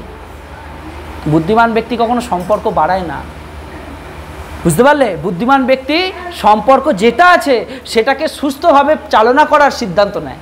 সে কখনো চায় না যে আরও সম্পর্ক বাড়ায়। সম্পর্ক যদি যুক্ত করতেই হয়, কৃষ্ণর সাথে করো, গৌরাঙ্গের সাথে করো, যে কখনো তোমাকে খালি হাতে ফেরাবে না, যে কখনো তোমাকে মুখ ফিরিয়ে নেবে না। এই জগতের মানুষ তোমার থেকে মুখ ফিরিয়ে নেবে, কিন্তু ভগবান কখনো মুখ ফিরিয়ে নেবে না। তার জ্বলন্ত উদাহরণ হচ্ছে সুদামা, যার কাছে কিচ্ছু নেই তার কাছে কৃষ্ণ আছে, যার কাছে কিছু নেই তার কাছে কৃষ্ণ আছে। তার জ্বলন্ত উদাহরণ মীরাবাই, যার কাছে কিছু নেই তার কাছে কৃষ্ণ আছে। যার কাছে কিচ্ছু নেই সবাই, প্রহ্লাদ মহারাজের পিতা হিরণ্যকশিপু, সবাই তাকে ভগবান মানে, সবাই তাকে ভগবান মানে, যে হিরণ্যকশিপুর ভগবান। এমনকি নারদ মুনিও তার জয়গান করে। নারদ মুনিও বলে যে আমিও হিরণ্যকশিপুরকে ভগবান ভাবি। বোঝা যাচ্ছে? তিনি এত পাওয়ারফুল ছিলেন, এত শক্তিমান ছিলেন হিরণ্যকশিপুর। সবাই তাকে ভগবান ভাবে, দেবদেবী থেকে শুরু করে। এমনকি নারদ মুনি, যিনি ভগবানের অবতার, তিনিও ভাবে হিরণ্যকশিপুর ভগবান। সবাই ভাবে হিরণ্যকশিপুর ভগবান। কেন? হিরণ্যকশিপুর যখন চলতেন তার পায়ের তালে গোটা পৃথিবী সহ স্বর্গলোক পর্যন্ত কাঁপত, এতটাই তার প্রতাপ ছিল। কিন্তু সবাই তাকে ভগবান ভাবলো, একজন তাকে ভগবান ভাবে না। কে? তারই ছেলে প্রহ্লাদ মহারাজ, 5 বছর বয়স। সে বলে না, তুমি তো ভগবান না, তুমি ভগবানের দাস। চিন্তা, এই আমাদের শিক্ষা নেওয়া উচিত। এই জগতে সবাইকে আমরা ভগবান ভাবতে পারি, কিন্তু আমাদের বিচার করে দেখতে হবে ভগবানকে। প্রহ্লাদ মহারাজ শিক্ষা দিলেন যে পিতা তুমি ভগবান নও, তুমি ভগবানের দাস। এটাই প্রহ্লাদ মহারাজের এই কথা তার পিতা সহ্য করতে পারেনি। তাই বারবার বারবার বারবার তাকে মারার সত্ত্বেও প্রহ্লাদ মহারাজের মৃত্যু হয় না। কেন? যা তোমারও হৃদয়ে সদা গোবিন্দ বিশ্রাম, গোবিন্দ কহেন মম বৈষ্ণব পরাণ। এটা বৈষ্ণবের নীতি, যে যে কৃষ্ণকে ডাকবে, যে কৃষ্ণের সেবা করবে, পূজা করবে, সে সবসময় কৃষ্ণের হৃদয়ে বাস করবে, আর কৃষ্ণও তার হৃদয়ে বাস করবে। বুঝতে পারলে? তাই তোমারও হৃদয়ে সদা গোবিন্দ বিশ্রাম, গোবিন্দ কহেন মম বৈষ্ণব পরাণ। বৈষ্ণব আবার পরাণ, তাই তো ভগবান সব কিছু বাদ দিয়ে নরসিংহ রূপ ধারণ করে প্রকট হলেন। ওই জন্য বলছেন কি, ভক্তকে রক্ষা করার জন্য ভগবান সব সময় তৎপর, সে যত বড়ই ক্ষমতাশালী ব্যক্তি হোক না কেন। এখানে ওই জন্য বলছেন, কেউ যদি আন্তরিকতার সাথে অত্যন্ত গুরুত্ব সহকারে ভগবদ্গীতা পাঠ করে, তাহলে ভগবানের করুণায় তার অতীতের সমস্ত পাপকর্মের ফল তাকে আর প্রভাবিত করতে পারে না। অতীতের যা কিছু পাপকর্ম আমাদের চিন্তা করে দেখা উচিত, অতীতের পাপ আমাদেরকে এই জগতে কিভাবে কষ্ট দেয়। এগুলো অতীতের পাপ। অতীতের মানে কি? আগের জন্মের পাপ। বোঝা যাচ্ছে? যেমন রাস্তায় চলতে চলতে, ভেবে নাও, রাস্তায় চলতে চলতে যদি হোঁচট পর্যন্ত খাও, এর পেছনেও কিন্তু অতীতের পাপ লুকিয়ে আছে। এটা শাস্ত্রের প্রমাণ। যা কিছু ঘটনা এই জগতে ঘটছে, তুমি ভাবছো আমার হাতটা কেন ভেঙে গেল, আমার সাথে কেন এটা হচ্ছে, আমার সাথে কেন ওটা হচ্ছে, আর পাশের বাড়ির লোকের সাথে কেন হচ্ছে না, সব কিছু তোমার অতীতের কর্মের ফল। শাস্ত্রে বলা হয় কর্ম তার বাবাকেও ছাড়ে না। সবাইকে কর্মের ফল ভোগ করতে হয়, সে যত বড়ই ব্যক্তি হোক না কেন। এই জন্য আমাদের বোঝা উচিত যে আমরা যা কিছু কর্ম করছি তার বদলে যে ফলটা পাচ্ছি, সেই ফলটা আগের। এই জীবনে যে কর্মটা করছি তার ফল পাবো কিন্তু সামনের জীবনে। বোঝা গেল? কিভাবে পাবো? অনেক রকম কর্মের অনেক রকম ফল হয়। জড়জগতের যদি আমরা উদাহরণ দিই, এখন কি ইলেকট্রিসিটি আছে না? এখানে লাইট চারিদিকে জ্বলছে। আজকের বিল কি আজকে এসে যাবে? আসবে না তো। কবে আসবে? 1 মাস বা 3 মাস পরে ইলেকট্রিসিটির বিল ঘরে চলে আসবে। তোমাকে বিল ভরতে হবে, না ভরলে থাকবে। ঠিক সেরকম মনুষ্য জীবন এমন একটা জীবন, যেই জীবনে তুমি কর্ম করছো তার ফল তুমি পাবে। কখন পাবে? এই জীবনের যখন সমাপ্ত হবে তখন এর ফল পাবে। বুঝতে পারলে? তার আগে কিন্তু এর ফল পাবে না। কারণ যেজন বৈষ্ণব সে বড় কষ্টে থাকে, যেজন ভক্ত মানুষ সে বড় কষ্টে থাকে। কেন কষ্ট থাকে? কষ্ট যদি পাবে তবেই তো তুমি খাঁটি হবে। লোহাকে যদি এসির তলায় রাখো, লোহার অরিজিনালতা আসবে না। লোহাকে আগুনে গলাও, লোহার অরিজিনালতা এসে যাবে, আসলটা দেখতে পাবে। জীবনকে কষ্ট করতে শেখাও, প্রভুর জন্য কষ্ট করাও, প্রভুর সেবার জন্য কষ্ট করাও, তবে সেই জীবনকে তুমি সার্থকতা আনতে পারবে। যত খাটবে, প্রভুর জন্য যত খাটবে, প্রভুর সেবায় যত নিজেকে সমর্পণ করবে, তত হৃদয়ে করুণতা জাগরিত হবে, তত জীবনে আরও বেশি করে হৃদয়ে মলিনতা থেকে দূর হয়ে করুণতার উদয় হবে, সবাইকে আপন করে নিতে পারবে। বুঝতে পারছো? যত প্রভুকে তোমার হৃদয়ে বসার আসন যত ভালো করবে, তত মন আরও পবিত্র হবে, বৈরাগ্যের উদয় হবে, আরও বেশি করে সবাইকে ভালোবাসতে ইচ্ছা করবে। এটা হচ্ছে প্রভুর সেবার 1 নম্বর বৈশিষ্ট্য, এটা যে আমাদের জীবনকে আমরা কিভাবে নিয়ে যাচ্ছি। যত বেশি করে ভগবানের কথা শুনবো, ভগবানের সেবায় কাজে রত থাকবো, তত মন আরও পরিষ্কার হবে। আর যখন মন পরিষ্কার হবে, তখন কারো প্রতি আমরা দোষ দেখব না, তুমি এটা, তুমি সেটা, তুমি ওটা, এই দোষ দেখাটা বাদ যাবে। যতক্ষণ পর্যন্ত দোষ দেখব, ততক্ষণ কিন্তু আমি দোষী, আমি নিজে দোষী। আমি যদি দোষী না হই, আমি অপরের দোষ দেখতে পারবো না। ওই জন্য কি চৈতন্য মহাপ্রভু বলেছেন সকলকে, প্রত্যেকটা জায়গায়, বিশেষ করে হরিদাস ঠাকুর আর নিত্যানন্দ প্রভুকে বলছেন, শোনো শোনো নিত্যানন্দ, শোনো হরিদাস, সর্বত্র আমার আজ্ঞা করহ প্রকাশ, অধম পতিত জীবের দ্বারে দ্বারে গিয়া হরিনাম মহামন্ত্র দাও বিলাইয়া। একমাত্র চৈতন্য মহাপ্রভু এটা বলছেন নিজের মুখে যে হরিদাস ঠাকুর, নিত্যানন্দ প্রভু, আপনি এক কাজ করুন, এখন নীলাচলে আসতে হবে না, নীলাচল থেকে তুমি গৌড় দেশে ফিরে যাও, বাংলায় ফিরে যাও, আর সেখানে গিয়ে অধমপতি যত জায়গা আছে, যত ঘর বাড়ি আছে, সব ঘরে ঘরে গিয়ে হরিনাম তুমি প্রচার করো। যখন হরিনাম প্রচার করবে, তখন মন থেকে আরও প্রফুল্লতা আসবে, উৎফুল্লতা আসবে। বুঝে যাচ্ছে? এই জন্য আমাদেরকে বোঝা উচিত যে নাম প্রচারের মহিমা, নাম করার মহিমা, নামের মাধ্যমে জীবনকে উৎসর্গ করা। একমাত্র ভগবান কিসে আছে? কলিযুগে ভগবান 3 জায়গায় আছে। কলিযুগে ভগবান 3 জায়গায় আছে। এই 3 জায়গাটি কি কি? কলিযুগে ভগবান যে 3 জায়গায় আছে, সেটি কি কি বলো, তোমরা কেউ জানলে বলো 2-1টা। কলিযুগে ভগবান নাম রূপে আছে, যেই নাম সেই কৃষ্ণ ভজন নিষ্ঠা করি, নামেরও সহিত আছে আপন শিহরি। ভগবান কলিযুগে নামেতে আছে। দ্বিতীয়ত ভগবান সাক্ষাৎ আছে জগন্নাথপুরীতে, জগন্নাথ রূপে সাক্ষাৎ ভগবান কৃষ্ণচন্দ্র, যিনি জগন্নাথপুরীতে জগন্নাথ রূপে আছেন। যদি কোনো ব্যক্তি জগন্নাথপুরী যায়, স্বয়ং ভগবান জগন্নাথকে দর্শন করে, তাকে আর পুনর্জন্ম পেতে হয় না। বুঝে যাচ্ছে? জগন্নাথের মহাপ্রসাদ গ্রহণ, জগন্নাথ দর্শন, জগন্নাথের রথের দড়ি ধরা, সব কিছুর মাহাত্ম্য অপরিসীম। তাহলে প্রথমে নামে, দ্বিতীয়ত জগন্নাথ ধামে স্বয়ং ভগবান জগন্নাথ কৃষ্ণ জগন্নাথ রূপে আছেন। তৃতীয়ত ভগবান তৃতীয় অবতার রূপে আছেন কোথায়? না একমাত্র শাস্ত্রে, যেই শাস্ত্রকে বলা হয় ভগবানের অবতার। ভাগবতমে ভগবান সাক্ষাৎ ভগবান ভাগবতম রূপে আছে এই কলিযুগের মধ্যে। ভগবান তার কথার মধ্যে, ভাগবতমের মধ্যে বিরাজিতমান আছেন। বুঝে যাচ্ছে?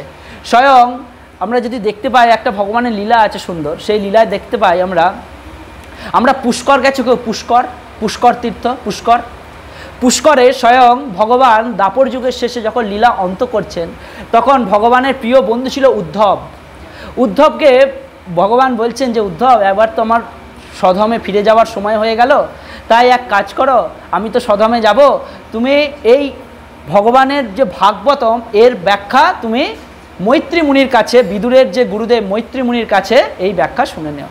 উদ্ধব তো এত কাঁদছে, প্রভু আপনাকে ছাড়া আমি কি করে থাকবো, এই জগৎ সংসারে মানুষ কি করে থাকবে, আপনি যদি চলে যান। কৃষ্ণ এত তার কথায়, তার প্রেমে এত বিগলিত হয়ে গেছে, কৃষ্ণ তার শরীর গলে গিয়ে, কৃষ্ণের দিব্যকান্তি শরীর গলে গিয়ে ভাগবতম যে গ্রন্থ আছে তার মধ্যে প্রবেশ করেছে। বুঝতে পারছো? প্রভুর শ্রী অঙ্গ গলে গিয়ে ভাগবতমের মধ্যে প্রভু প্রবেশ করছেন। আর এই জন্যে ভাগবতমকে বলা হয় স্বয়ং ভগবানের থেকে অভিন্ন স্বরূপ ভাগবতম। বুঝে গেল?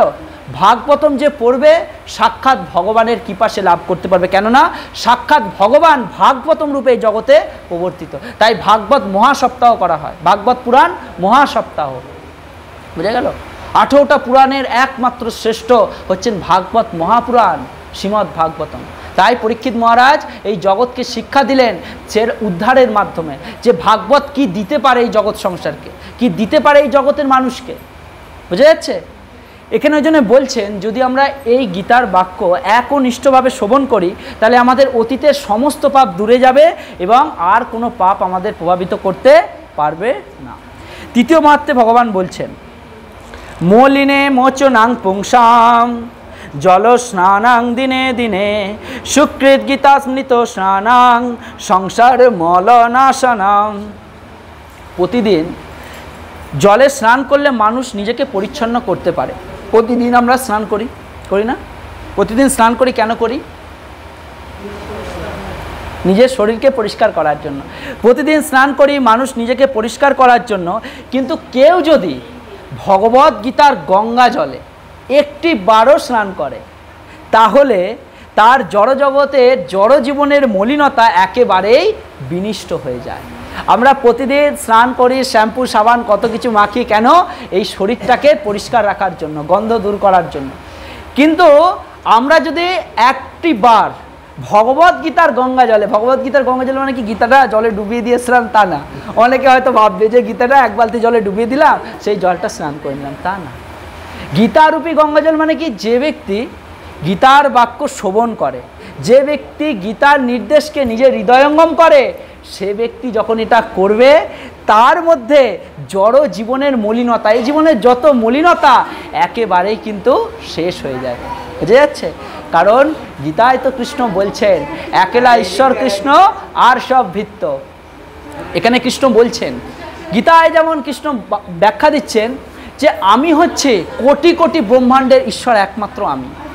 গীতায় কৃষ্ণ বলছেন যেমন একটা মালা, এই মালাটা কত ফুল দেয়া আছে? অনেক ফুল দেয়া আছে। এই সব ফুলকে কিন্তু কে ধরে রেখেছে? একটা সুতো ধরে রেখেছে।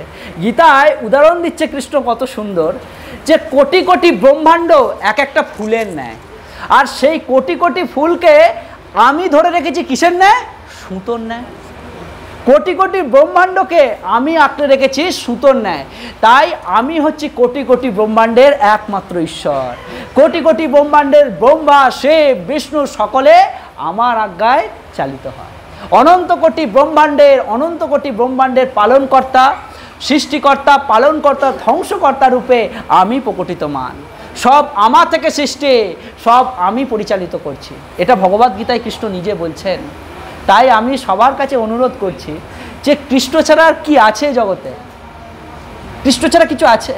অন্তিমকালে হরি কেবল সার, হরি বলো, হরি হরি বলো। অন্তিমকালে এই জীবনে হরি, মৃত্যুতে হরি, জন্মতে হরি, হরি ছাড়া কে আছে জগতে? বুঝে গেল? তাই কৃষ্ণ ভগবদ্গীতায় অনেক উপদেশ দিচ্ছে। সেই উপদেশের মধ্যে মহান মহান উপদেশ কৃষ্ণ ভগবদ্গীতায়, প্রত্যেকটা উপদেশ মহান। তার মধ্যে কৃষ্ণ বলছেন অনেক রকম ব্যাখ্যার মধ্যে কৃষ্ণ বলছেন, যেমন একটা মণি যদি অন্ধকার ঘরে রাখা হয়, তার দ্বারা কিন্তু গোটা ঘর আলোকিত হয়ে যায়, আলোকিত হয়ে যায়। ঠিক সেরকম আমার জ্ঞান মণির ন্যায়, ভগবান কৃষ্ণের যে দিব্য জ্ঞান মণির ন্যায়। এই জ্ঞানকে তুমি অন্ধকার জায়গায় যদি স্থাপিত করো, আস্তে আস্তে কিন্তু এ আলোর দ্বারা সেই অন্ধকার ঘর আলোকিত হয়ে যায়। যদি মণি থেকে আলোকে বাদ দিতে চাও, পারবে? পারবে না। বুঝে গেল? এই হচ্ছে ভগবানের স্বরূপ, যে ভগবান পূর্ণ জ্ঞানময়, ভগবান পূর্ণ ব্রহ্মময়। আর সেই পূর্ণ ভগবানকে আমরা যদি স্মরণ গ্রহণ করি, তার পূর্ণের যদি ক্ষণিকটা, এক কণাও যদি আমাদের মধ্যে ভগবান কৃপা করে প্রদর্শিত করেন, তার দ্বারা কিন্তু আমরা জ্ঞান লাভ করতে পারি। তাই বলা হচ্ছে ভগবানের কর্তৃক যে গুরুবর্গ, ভগবানের কর্তৃক যে আচার্যবর্গ, সেই ভগবানের জ্ঞানকেই প্রবর্তিত করে আসছেন। বুঝে যাচ্ছে? এই লাইট পাখা এখানে জ্বলছে, এই লাইটটা যে এখানে জ্বলছে আমরা দেখতে পাচ্ছি, এ কি তৈরি? ইলেকট্রিকটা তৈরি কি এখানেই হচ্ছে? কোথায় হচ্ছে? যেখানে পাওয়ার হাউস আছে সেখানে ইলেকট্রিকটা তৈরি হচ্ছে। কিসের মাধ্যমে আসছে? তারের মাধ্যমে। আস্তে আস্তে এখানে আমরা লাইটের মাধ্যমে জ্যোতি পাচ্ছি, হাওয়া পাচ্ছি, কত কিছু পাচ্ছি। এবার যদি প্রশ্ন করা হয়, লাইট তো আমি এখানে দেখতে পাচ্ছি না, যেখানে তৈরি হচ্ছে ইলেকট্রিক তো আমি দেখতে পাচ্ছি না, তাহলে এটা জ্বলছে কি করে? এর যদি উদাহরণ খুঁজতে হয়, এর যদি প্রমাণ খুঁজতে হয়, আমাকে যেতে হবে কোথায়? পাওয়ার হাউসে। ঠিক সেরকম কৃষ্ণ হচ্ছেন সমস্ত জ্ঞানের উৎস, হচ্ছেন ভগবান, সমস্ত জ্ঞানের ভাণ্ডার হচ্ছেন ভগবান। সেই ভগবান তিনি সেই জ্ঞান প্রবর্তিত করছে গুরুবর্গের মাধ্যমে। তিনি ব্রহ্মাকে সেই জ্ঞান দিলেন, ব্রহ্মা থেকে নারদ মুনি থেকে পরপর ক্রম অনুযায়ী সেই জ্ঞান আসছে, আস্তে আস্তে আস্তে একই জ্ঞান আস্তে আস্তে আস্তে আস্তে আমরা লাভ করছি। তাহলে ভগবান যে জ্ঞান দিয়েছেন, আমরা যে জ্ঞান এখানে বসে পড়ছি, কোনো তফাৎ আছে? বোঝা যাচ্ছে?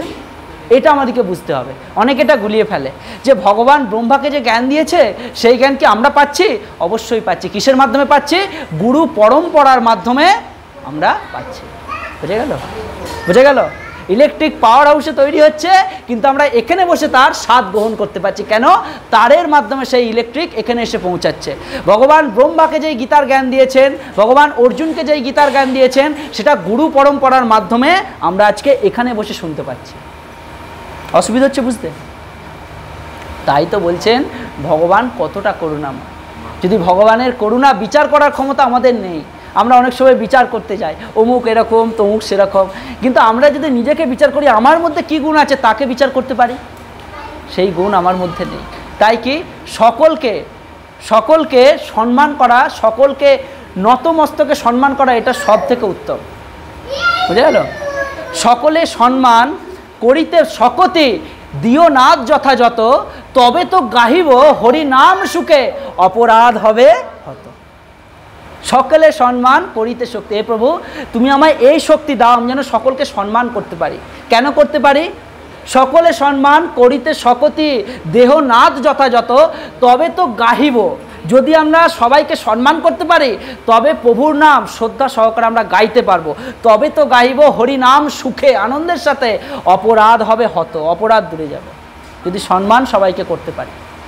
ওই জন্য এখানে বলছেন প্রতিদিন গঙ্গা জলে স্নান করলে মানুষ নিজেকে পবিত্র করতে পারে, পরিষ্কার করতে পারে, কিন্তু কেউ যদি ভগবদ্গীতার গঙ্গা জলে একটিবারও স্নান করে তাহলে জড় জগতের মলিনতা একেবারেই শেষ হয়ে যায়। প্রতিদিন যদি আমরা গীতা পাঠ করি, গীতার নির্দেশকে যদি আমরা বোঝার চেষ্টা করি, সেই অনুযায়ী যদি আমরা আমাদের মানব জীবনকে চালিত করি, আমাদের মধ্যে থেকে কিন্তু অনেক কিছু দূর হয়ে যাবে। অনেক কিছু, যা কিছু দূর হবে তোমরা পড়লে বুঝতে পারবে, আমি বললে বুঝতে পারবে না।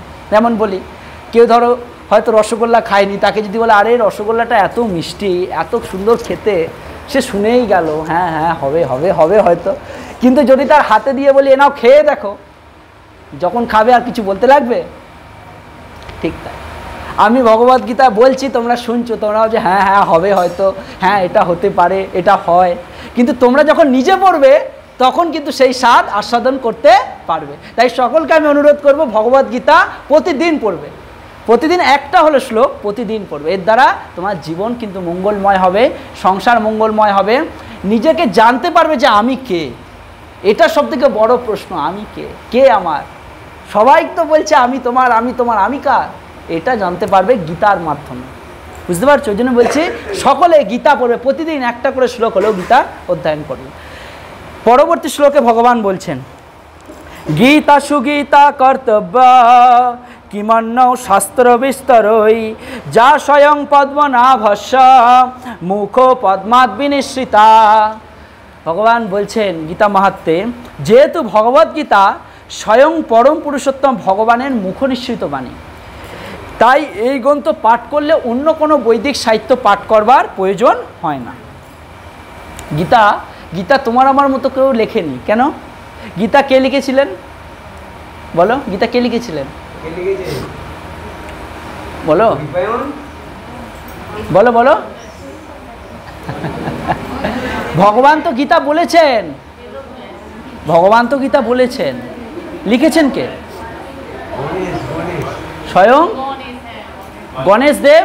কার মুখ থেকে শুনে লিখেছেন? বেদব্যাস মুনির মুখ থেকে শুনে লিখেছেন। এবার বেদব্যাস মুনি কিভাবে শুনলেন? বেদব্যাস মুনি কিভাবে শুনলেন? বেদব্যাস মুনি ছিল ত্রিকালজ্ঞ। কি লজ্ঞ? ত্রিকালজ্ঞ। ভূত, বর্তমান, ভবিষ্যৎ, তিনটে কাল যিনি জানেন তাকে বলা হচ্ছে ত্রিকালজ্ঞ।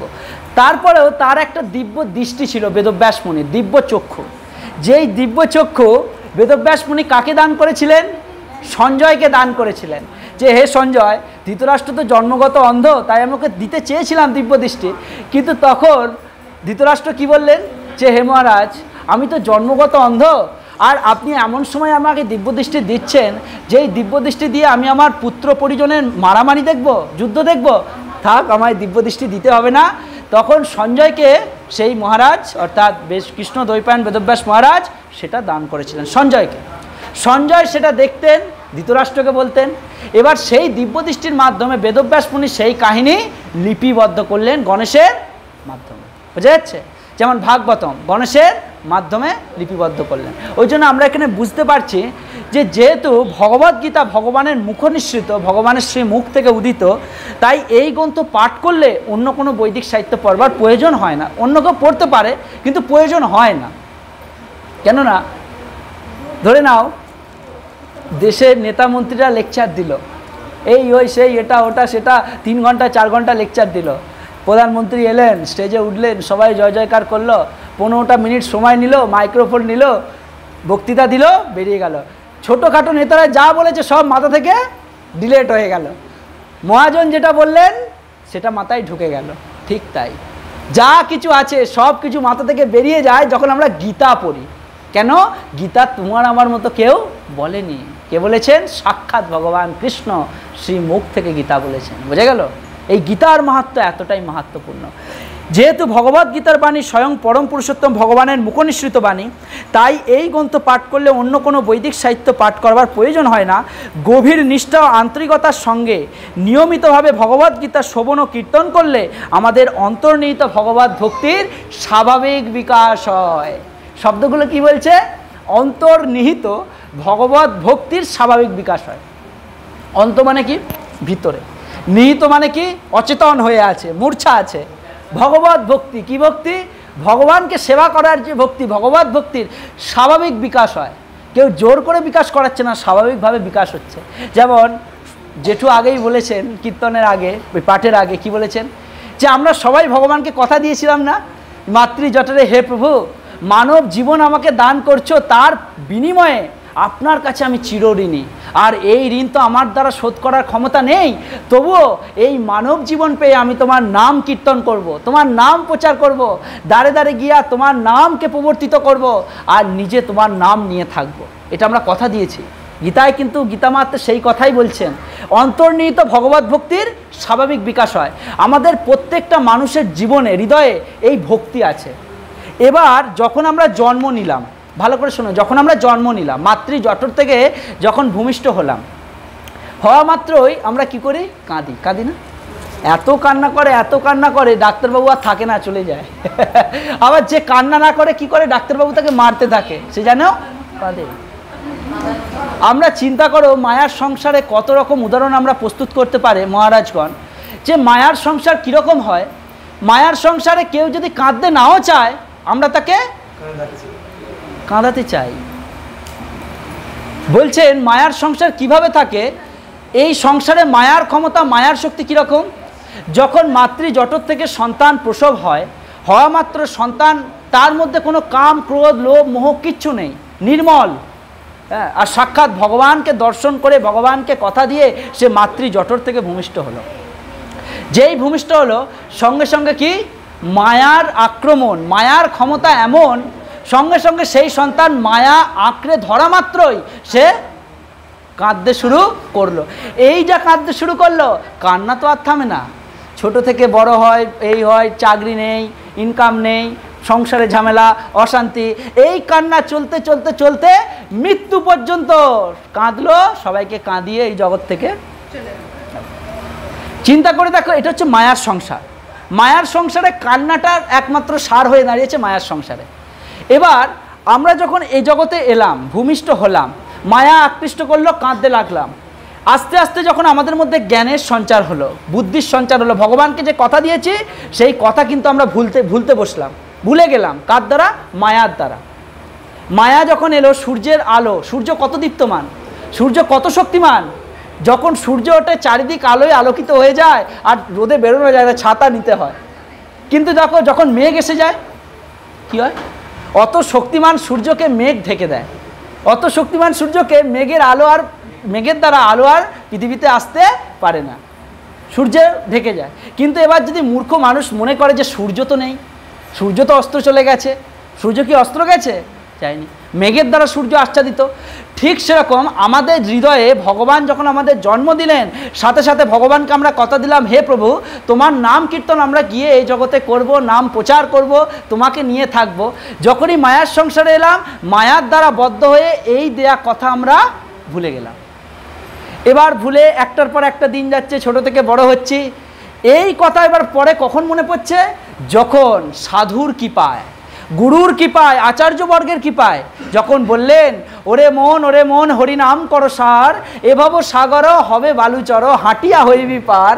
যখন এই কথা বললেন যে একমাত্র হরিনাম সার, তখন বুদ্ধির দ্বারা বিচার করে দেখলাম, তাই তো সংসারকে তো কত দিলাম, আত্মীয় পরিজনকে কত দিলাম, ঘর করলাম, বাড়ি করলাম, ব্যাংক ব্যালেন্স সব কিছু করলাম, কিন্তু আমি তো শান্তি পেলাম না। শান্তি কি দোকানে কিনতে পাওয়া যায়? আনন্দ কিনতে পাওয়া যায়? সেটা কোথায় আছে? ওই যে গুরুদেব বলল, ওরে মন হরিনাম করো সার, এভাবে সাগর হবে বালুচর, হাঁটিয়া হইবি পার। তাই এই ভবসাগর, ভব সংসার বালু চড়া হয়ে যাবে, সাগর আর থাকবে না, বালু চড়া হয়ে যাবে। বালু চড়া হয়ে গেলে কি কেউ নৌকো নিয়ে যাবে? হেঁটে পার হয়ে যাবে। তাই গুরুদেব যেটা বলেছেন সেটা তো আমি ভেবে দেখিনি, একবার ভেবে দেখলো, সত্যিই তো তাই। যেই হরিনামে কী আনন্দ ডুবলে জানা যায়, যে ডুবেছে সে জেনেছে, অন্যের জানা বড় দায়। তাই হরিনাম করতে শুরু করলো। যেই হরিনাম একবার করলো, মনের যে অন্তর্নিহিত কথা ভগবানকে দিয়েছে সেটা সঙ্গে সঙ্গে প্রস্ফুটিত হলো। কেন? সেই কথা সে দিয়ে রেখেছে। সেটা হৃদয়ঙ্গম করা মাত্র তার মধ্যে ভগবত ভক্তি বর্ধিত হতে শুরু করলো, আর কোনোভাবেই তাকে কেউ আটকাতে পারলো না। তাই বলছে ভগবত গীতার বাণী কেউ যদি নিষ্ঠা সহকারে গ্রহণ করে, আমাদের অন্তর্নিহিত ভগবত ভক্তি স্বাভাবিকভাবে বিকাশ হয়ে যায়। যেটা আগে ছিল, চাপা ছিল, সেটা খুলে যায়, উন্মোচন হয়ে যায়। বুঝে গেল? আর কেউ তাকে বাধা দিতে পারবে না। ওই জন্য বলছে কি, তুমি তাকে এবার বলো 1 কোটি টাকা দেবো, হরিনাম বন্ধ কর। যেমন বলেছিল হরিনাম চাঁদ কাজির সময় হয়েছিল, জগাই মাথায় হয়েছিল, হরিনাম বন্ধ কর। কেউ করে না। কেন করে না? মারবে তো এই শরীরটা, আঘাত করবে এই শরীরকে, কষ্ট দেবে এই শরীরকে। হরিদাস ঠাকুর বলছে, মারতে মারতে আমাকে মেরে ফেলো। মরবে এই শরীর, আত্মা মরবে না, সত্তা মরবে না। তাই বলছে কি, খণ্ড খণ্ড হয় যদি এই দেহ প্রাণ, তবুও বদনে আমি না ছাড়িব হরিনাম। এটা মহান আচার্যদের কথা। এটা মারবে এই শরীরকে, কষ্ট দেবে এই শরীরকে, সব কিছু এই শরীরকে কেন্দ্র করে দেখছি এই শরীরকে, কিন্তু এই শরীরের মধ্যে যে আত্মা আছে, সেই আত্মাকে আমরা কেউ দেখি না। তাই আত্মার খাবার যে হরিনাম, সেই আত্মাকে প্রসন্ন করার জন্য আমাদের কার্য করা উচিত। তাই বলছে এই ভগবত ভক্তির স্বাভাবিক বিকাশ হয় যখন আমরা এটা জানতে পারি যে কৃষ্ণ বড় দয়াময়, করিবারে জিহ্বা জয়, স্বপ্রসাদ অন্ন দিলা ভাই, সেই অন্ন প্রসাদ খাও, রাধা কৃষ্ণ গুণ গাও, প্রেমে ডাকো চৈতন্য নিতাই। এটাই গেল, সেই মহাপ্রসাদ খাও। আর যখনই মহাপ্রসাদ খাবে, এই জীব কিন্তু তখন কৃষ্ণ কথা বলতে শুরু করবে। কেন? কারণ কৃষ্ণ প্রসাদ খাওয়া মাত্র জীব কৃষ্ণ কথা বলবে। যেমন আমরা কথায় কি বলি, তোমার নুন খেয়েছি, তোমার বদনামি আমি করব না। তাই কৃষ্ণ এত দয়াময়, কৃষ্ণ বড় দয়াময়, করিবারে জিহ্বা জয়। অনেক রকম কথা শাস্ত্রে আছে। আমাদের শরীরের মধ্যে সব থেকে খারাপ জিনিস হচ্ছে এই জীব। এই জীব, এই জীব পারে 1000টা মানুষকে এক করতে, এই জীব পারে 1000টা মানুষকে আমার থেকে 1000 রকমভাবে দূরে সরিয়ে রাখতে। পারে না? পারে তো। ছেলেকে ধরে নাও, একটা আত্মীয় পরিজনকে, আত্মীয়কে বাড়িতে এসেছে, তাকে খাবার দেওয়ার সময় বলছো, আর ভাত বেড়ে দিয়েছি, চলে এসে খেয়ে নিন। নর্মালভাবে বলা হলো, একই মুখ, একই জীব, একই ব্যক্তি, একই কথা। ভাতটা বেড়ে দিয়েছি, খেতে হয়, খেয়ে নাও। কি হলো? হলো কিছু? কথা এক, জীব এক, মানুষ এক, বলার ভঙ্গিটা। ওই জন্য বলছে একটা জীব পারে মানুষকে একত্রিত করতে, একটা জীব পারে মানুষকে অনেক দূরে সরিয়ে দিতে। তাই বলছেন সব থেকে বড় বাণ হচ্ছে বাক্যবাণ।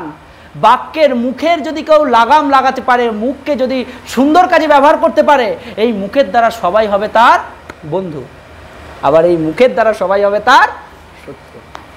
বুঝে যাচ্ছে? ওই জন্য বলছেন আমাদের বাক্য, আমাদের কথা, আমাদের কার্যকলাপ এমনভাবে করা দরকার যার দ্বারা তোমাকে দেখে অপর একজন শিখতে পারে যে না, কৃষ্ণকে ছাড়া এই জীবনটা বৃথাই যাচ্ছে, কৃষ্ণ ভক্তি করি না, কৃষ্ণকে নিয়ে থাকি না, এতদিন তো কৃষ্ণকে ছাড়া ছিলাম, কৃষ্ণকে নিয়ে থাকি, গৌরাঙ্গকে নিয়ে থাকি, যখন এটা আমরা ভাববো, এটা আমরা করব, তখন দেখবে নিজের মধ্যে অনেক পরিবর্তন আসবে। এটা আসতে বাধ্য, বুঝতে পারছো? আসতে বাধ্য। কেন? সময় মতো ভগবানকে ভোগ নিবেদন করা, স্নান করা, জপ করা, ভগবানের কথা শোনা, ভগবানের নাম করা, দেখবে প্রত্যেকটা একটা ব্যালেন্স তৈরি হয়ে গেছে, সিস্টেম তৈরি হয়ে গেছে। ওই জন্য এখানে বলছেন যে ব্যক্তি ভগবদ্গীতা নিষ্ঠা সহকারে শ্রবণ করে তার মধ্যে অন্তর্নিহিত ভগবত ভক্তির স্বাভাবিক বিকাশ হয়। বর্তমান জগতের মানুষেরা নানা রকম কাজে এতটাই ব্যস্ত থাকে যে তাদের পক্ষে বৈদিক সাহিত্য পড়বা বা পাঠ করা সম্ভব নয়। তাই বৈদিক সাহিত্য পড়বার প্রয়োজন নেই। এই একটি গ্রন্থ ভগবদ্গীতা পাঠ করলে মানুষ সমস্ত বৈদিক জ্ঞানের সার মর্ম উপলব্ধি করতে পারবে। বুঝে যাচ্ছে? কেন? কলিযুগে কি কম? কলিযুগের প্রত্যেকটা মানুষের আয়ুষ্কাল কম। আয়ুষ্কাল কম না? যত দিন যাচ্ছে মানুষ কিন্তু লম্বা হচ্ছে না, মানুষ ছোট হয়ে যাচ্ছে। চৈতন্য মহাপ্রভুর হাইট কত ছিল জানো? 7.5 ফুট। কত? 7.5 ফুট। চৈতন্য মহাপ্রভুর পা ছিল, পায়ের মাপ ছিল চৈতন্য মহাপ্রভুর 16 ইঞ্চি পায়ের মাপ ছিল। এতটা দীর্ঘকায় শরীর, এত লম্বা চওড়া, বুঝতে পারছো? আর এত শক্তিমান পুরুষ, বলিষ্ঠ পুরুষ। চৈতন্য মহাপ্রভুকে বলা হচ্ছে সিংহ, সিংহ অবতার। ভগবান সাক্ষাৎ চৈতন্য মহাপ্রভু রূপে যখন অবতীর্ণ হলেন, তিনি জগৎকে শিক্ষা দান করলেন এইভাবে যে দেখো, হরিনাম সংকীর্তন এতই মধুর, এতই মধুর যে হরিনাম সংকীর্তনের মাধ্যমে সব কিছু জয় করা যায়, সব কিছু। বুঝে গেল? তখনকার দিনেও কিন্তু হরিনাম বন্ধ করার চেষ্টা করেছিল মুসলিমরা, তখনকার দিনেও করেছিল না? চাঁদ কাজী খোল ভেঙে দিয়েছিল, মৃদঙ্গ ভেঙে দিয়েছিল যে হরিনাম বন্ধ করো, হরিনাম করা যাবে না। মহাপ্রভু কি করলেন? এত দীর্ঘকায় শরীর মহাপ্রভুর, তিনি হুঙ্কার দিলেন, একটা খোল ভেঙেছে তো কি হয়েছে, হাজারো খোল তৈরি করো, আর হাজার হাজার মানুষ আমার সাথে চলো কোথায়? চাঁদ কাজীর ঘরে, দেখি সে কত ক্ষমতা হরিনাম বন্ধ করতে পারে। বুঝে যাচ্ছে? সবাই কি নিল? হাতে মশাল নিয়ে সবাই ছুটে চললো কোথায়? চাঁদ কাজীর দিকে। উদণ্ড নিত্য কীর্তন হরিনামের সাথে। চাঁদ কাজী তখন ভয়ে কাঁপছেন থরথর করে, একই অবস্থা, একই কাণ্ড। সঙ্গে সঙ্গে উপর থেকে নেবে চাঁদ কাজী মহাপ্রভুর চরণে পতিত হয়ে, প্রভু যা হয়েছে বাদ দিন, আমায় ক্ষমা করে দিন, আমি আমার সম্পর্কে আমি আপনার মামা হই। সে তখন সম্পর্ক বলছে, যেমন আমরা কোথাও বিপদে পড়ে গেলে সম্পর্ক বাহানা করি, চাঁদ কাজী বলছে আমি তোমার পাড়া সম্পর্কে মামা হই। এই হচ্ছে ব্যাপার, হয়ে যাচ্ছে সব। তখন চাঁদ কাজীকে বললে, চাঁদ কাজী তখন এই সব কিছু বললে। তারপরে গিয়ে বলছে, প্রভু যা হয়েছে আমি বড় অপরাধী আপনার চরণে, আমি সেই শিক্ষা রাতেই পেয়ে গেছি। চাঁদ কাজী বলছেন, আমি সেই শিক্ষা গত রাতেই পেয়ে গেছি, যেই রাতে তুমি সাক্ষাৎ নৃসিংহ অবতার রূপে আমার স্বপ্নে এসে আমার বক্ষ উপরে বিরাজিতমান হয়ে আমাকে হুঙ্কার দিয়ে বললেন, কাজী তোর এত ক্ষমতা, তুই হরিনাম বন্ধ করে দিস, যদি এরপর একটা বৈষ্ণবের গায়ে তুমি যদি হাত তোলো, এই যে তুমি ধারালো নখ দেখছো, স্বয়ং নৃসিংহদেব ভগবানের কত ভয়ঙ্কর নখ, হ্যাঁ, শিলাটঙ্কর নো খালায় এত নৃসিংহ পরত নৃসিংহ, যত যত যা আমি তো সে নৃসিংহ। স্বয়ং ভগবান নৃসিংহদেব চাঁদ কাজীর বক্ষ দেশে বসে নখের দ্বারা দেখালেন, এই যে নখ দেখছো, এই নখের দ্বারা তোমার বক্ষ আমি বিদীর্ণ করে দেব, তোমাকে কেউ বাঁচাতে পারবে না, তোমার সমস্ত বংশ সমূলে বিনাশ হয়ে যাবে। চাঁদ কাজী এই দৃশ্য দেখে তার বক্ষ খুলে দেখাচ্ছে মহাপ্রভুকে, প্রভু দেখুন সেই নখের চিহ্ন এখনো আমার বক্ষে আছে। আজও পর্যন্ত চাঁদ কাজী সেই দিন থেকে ঘোষণা করেছে নবদ্বীপে যে, প্রভু আজকের পর থেকে আমি লিখিত হলফনামা দিচ্ছে, আমার বংশের কেউ এই হরিনাম বন্ধ করতে পারবে না। নবদ্বীপে গেলে আমরা দেখতে পাই মায়াপুরের পাশেই মুসলিমদের মসজিদ আছে, তারপরেও কখনো তারা কেউ ওই নাম বন্ধ করার সাহস পায় না। বুঝে যাচ্ছে? ওই জন্য বলছেন যে হরিনামের শক্তি, হরিনামের ক্ষমতা অপার, অনেক লীলা মহাপ্রভুর আছে। তাই এখানে বলছেন আমরা যদি এই ভগবদ্গীতাকে নিষ্ঠা সহকারে আমাদের জীবনে গ্রহণ করি, আমাদের জীবনে কোনো দুঃখ কষ্ট আমরা পাবো না। কেন? সব যতই দুঃখ কষ্ট আসবে, আমরা তো সব জানি যে যা হচ্ছে, আমরা কথা কি বলছি, যা হচ্ছে ভালোর জন্য হচ্ছে, যা হচ্ছে মঙ্গলের জন্য হচ্ছে, যা হবে সেটা ভালো। বুঝে যাচ্ছে? ওই জন্য এখানে বলছেন সমস্ত বৈদিক সাহিত্য পড়বার প্রয়োজন নেই। একটি গ্রন্থ ভগবদ্গীতা পাঠ করলে মানুষ সমস্ত বৈদিক জ্ঞানের সার মর্ম উপলব্ধি করতে পারবে, কারণ ভগবদ্গীতা হচ্ছে বেদের সার এবং এই গীতা স্বয়ং ভগবানের মুখ নিঃসৃত বাণী, স্বয়ং ভগবান কৃষ্ণের মুখ নিঃসৃত বাণী। পরবর্তী মাহাত্ম্যে বলছেন ভগবান, ভারত অমৃত সর্বস্বং বিষ্ণু বক্তাদ বিনিশ্রিতম গীতা গঙ্গোদকং পিত্বা পুনর্জন্ম ন বিদ্যতে। গঙ্গা জল পান করলে অবধারিতভাবে মুক্তি পাওয়া যায়, আর যদি ভগবদ্গীতার পূর্ণ পীযূষ পান করেছেন তার কথা আর বলবার কি আছে। প্রতিদিন কেউ যদি গঙ্গা জল পান করে, পান মানে কি, ধরে নাও কেউ যদি আচমন করে, ওং গঙ্গা, যেমন আচমন হয়, হ্যাঁ, কেউ হাতে গঙ্গা জল নিয়ে ওং বিষ্ণু করে, আবার বৈষ্ণবরা কী করে, কেশবায় নম, নারায়ণায় নম, মাধবায় নম, আচমন করে। গঙ্গা জল যদি কেউ পান করে তার মুক্তি নিশ্চিত। কেন? গঙ্গা দেবীর কৃপাতে সে মুক্তি লাভ করতে পারে। গঙ্গার অসীম কৃপা, অপার কৃপা। কেন? গঙ্গা কৃপা করবেন বলে, গঙ্গা কৃপা করবেন বলে ভগবান বিষ্ণুর চরণ থেকে উত্থিত হয়ে ব্রহ্মলোক, ব্রহ্মলোক থেকে কৈলাসধাম, কৈলাসধাম থেকে গঙ্গোত্রী গোমুখ হয়ে প্রভাবিত হচ্ছে। সব জায়গা থেকে গঙ্গা ঘুরে এসেছে, ভগবানের চরণ থেকে এসেছে, ভগবানের প্রসাদ। এবার ভক্ত নারদ থেকে শুরু করে, ব্রহ্মা থেকে শুরু করে, মহাদেব থেকে শুরু করে সবাই সেই জল আশ্রয় গ্রহণ করেছে। ভগবান প্রসাদ, ভক্ত প্রসাদ। এবার সেই জল যখন এই ধরণীতে প্রভাবিত হচ্ছে, সেই জলে যখন সবাই স্নান করছে, সবাই কি হচ্ছে? মুক্ত হয়ে যাচ্ছে, সবাই মুক্ত হয়ে যাচ্ছে। গঙ্গা দেবী চিন্তায় পড়ে যাচ্ছে, শত পাপী তাপী সবাই স্নান করছে, সবাই মুক্ত হয়ে যাচ্ছে। কেন মুক্ত হয়ে যাচ্ছে? সবাই পাপ কি করছে? গঙ্গায় ছেড়ে দিচ্ছে, ছাড়ছে না। পাপ কেউ নিলে তবে তো আমি পাপ থেকে মুক্ত হব। গঙ্গায় স্নান করলাম, পাপ কে নিল? স্বয়ং গঙ্গা দেবী নিল। এবার গঙ্গা দেবী তো চিন্তায় মগ্ন যে প্রভু সবাই স্নান করছে আমার পক্ষে, আমি তো পাপে পূর্ণ, আমার উদ্ধার কি করে হবে? গঙ্গা দেবী সাক্ষাৎ ভগবানকে বলছেন, প্রভু আমার উদ্ধার কিভাবে হবে? ভগবান বলছে, দেবী তুমি এতটাই সুন্দর প্রশ্ন এখানে করেছো জগৎ শিক্ষার জন্য, তবে এর উত্তর শুনলে তুমিও অবাক হয়ে যাবে। না প্রভু, কীরকম উত্তর আছে? যত কোটি কোটি পাপী তাপী মানুষ তোমাকে স্মরণ করলে, তোমায় স্নান করলে, তোমার জল পান করলে সে পাপ থেকে মুক্ত হয়ে যায়, সবাই সমস্ত পাপ তোমার ওপর ছেড়ে দেয়, তুমি নিজে পাপে পূর্ণ হয়ে যাও। তবে শুনে রাখো গঙ্গা দেবী, আজ পর্যন্ত যত যত কৃষ্ণের, রামচন্দ্রের শুদ্ধ ভক্ত এই জগতে অবতীর্ণ হয়েছে, তারা যখন তোমার পক্ষে স্নান করবে, সমস্ত পাপ গঙ্গা দেবী তুমি তাদের অর্পণ করবে, আর তাদের সকল পাপ আমি অর্পণ করব, আমি নিয়ে নেব। এটা ভগবানের বচন। তাই তো বৈষ্ণব বন্দনায় বলছেন কি, তোমারও হৃদয়ে সদা গোবিন্দ বিশ্রাম, গোবিন্দ কয় না মম বৈষ্ণব পরাণ। বৈষ্ণব হচ্ছে ভগবানের হৃদয় পরাণ। তাই তো বলছেন যে হে গঙ্গা দেবী, তুমি শুদ্ধ ভক্তকে, শুদ্ধ বৈষ্ণবকে তুমি সমস্ত পাপ দিয়ে দেবে, আর সেই সকল পাপ আমি নিজে অর্পণ করব। কেন? আমি তার হৃদয়ে বাস করছি। এটা হচ্ছে বৈষ্ণবের গুণ। তাই বৈষ্ণবকে সম্মান কেউ না দিতে পারো, না দিতে পারবে, অপমান কিন্তু কখনো করো না। বৈষ্ণবকে অপমান কেউ করবে না, তাকে সম্মান না দিতে পারবে, চলে যাবে, কিন্তু অপমান, কিন্তু উপহাস ঠাট্টা কেউ করবে না।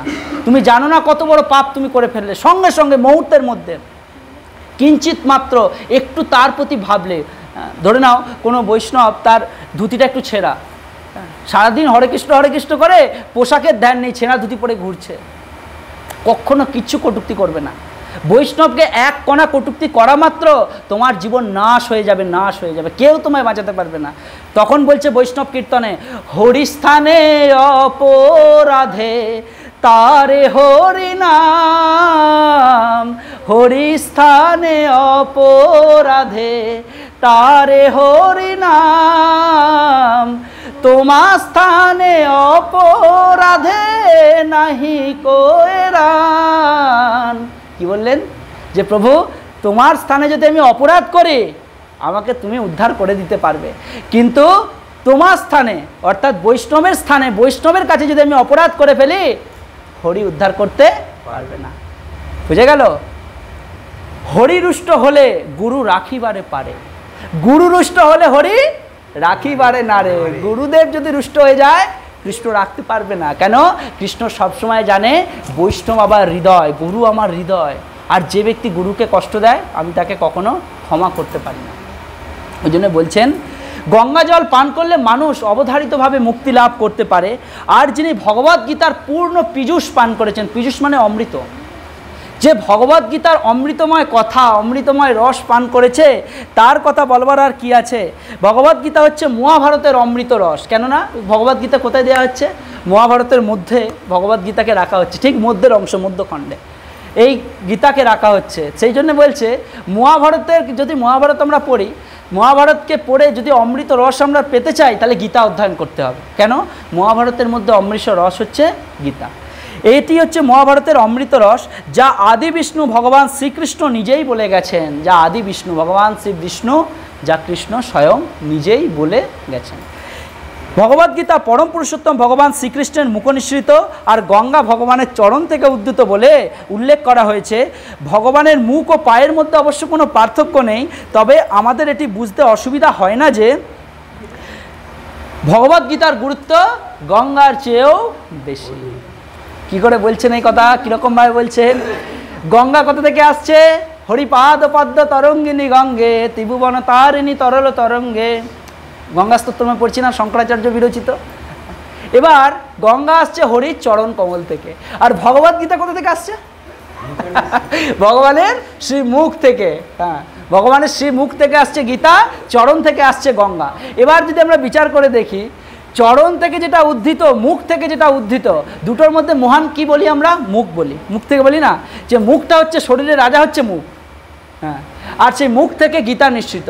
এবার আমাদেরকে বিচার করতে হবে, ভগবানের যে শরীর, সেই শরীর হচ্ছে দিব্য কান্তিযুক্ত। কি যুক্ত?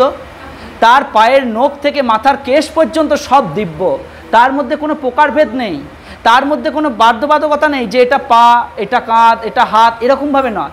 ভগবানের গোটা অঙ্গ হচ্ছে দিব্য, আর এই অঙ্গ, দিব্য অঙ্গে পা থেকে নিঃসৃত গঙ্গা, মুখ থেকে নিঃসৃত ভগবদ্গীতা, দুটোই কিন্তু এই জগতে সমানভাবে মানুষকে পবিত্র করে চলেছে, উদ্ধার করে চলেছে।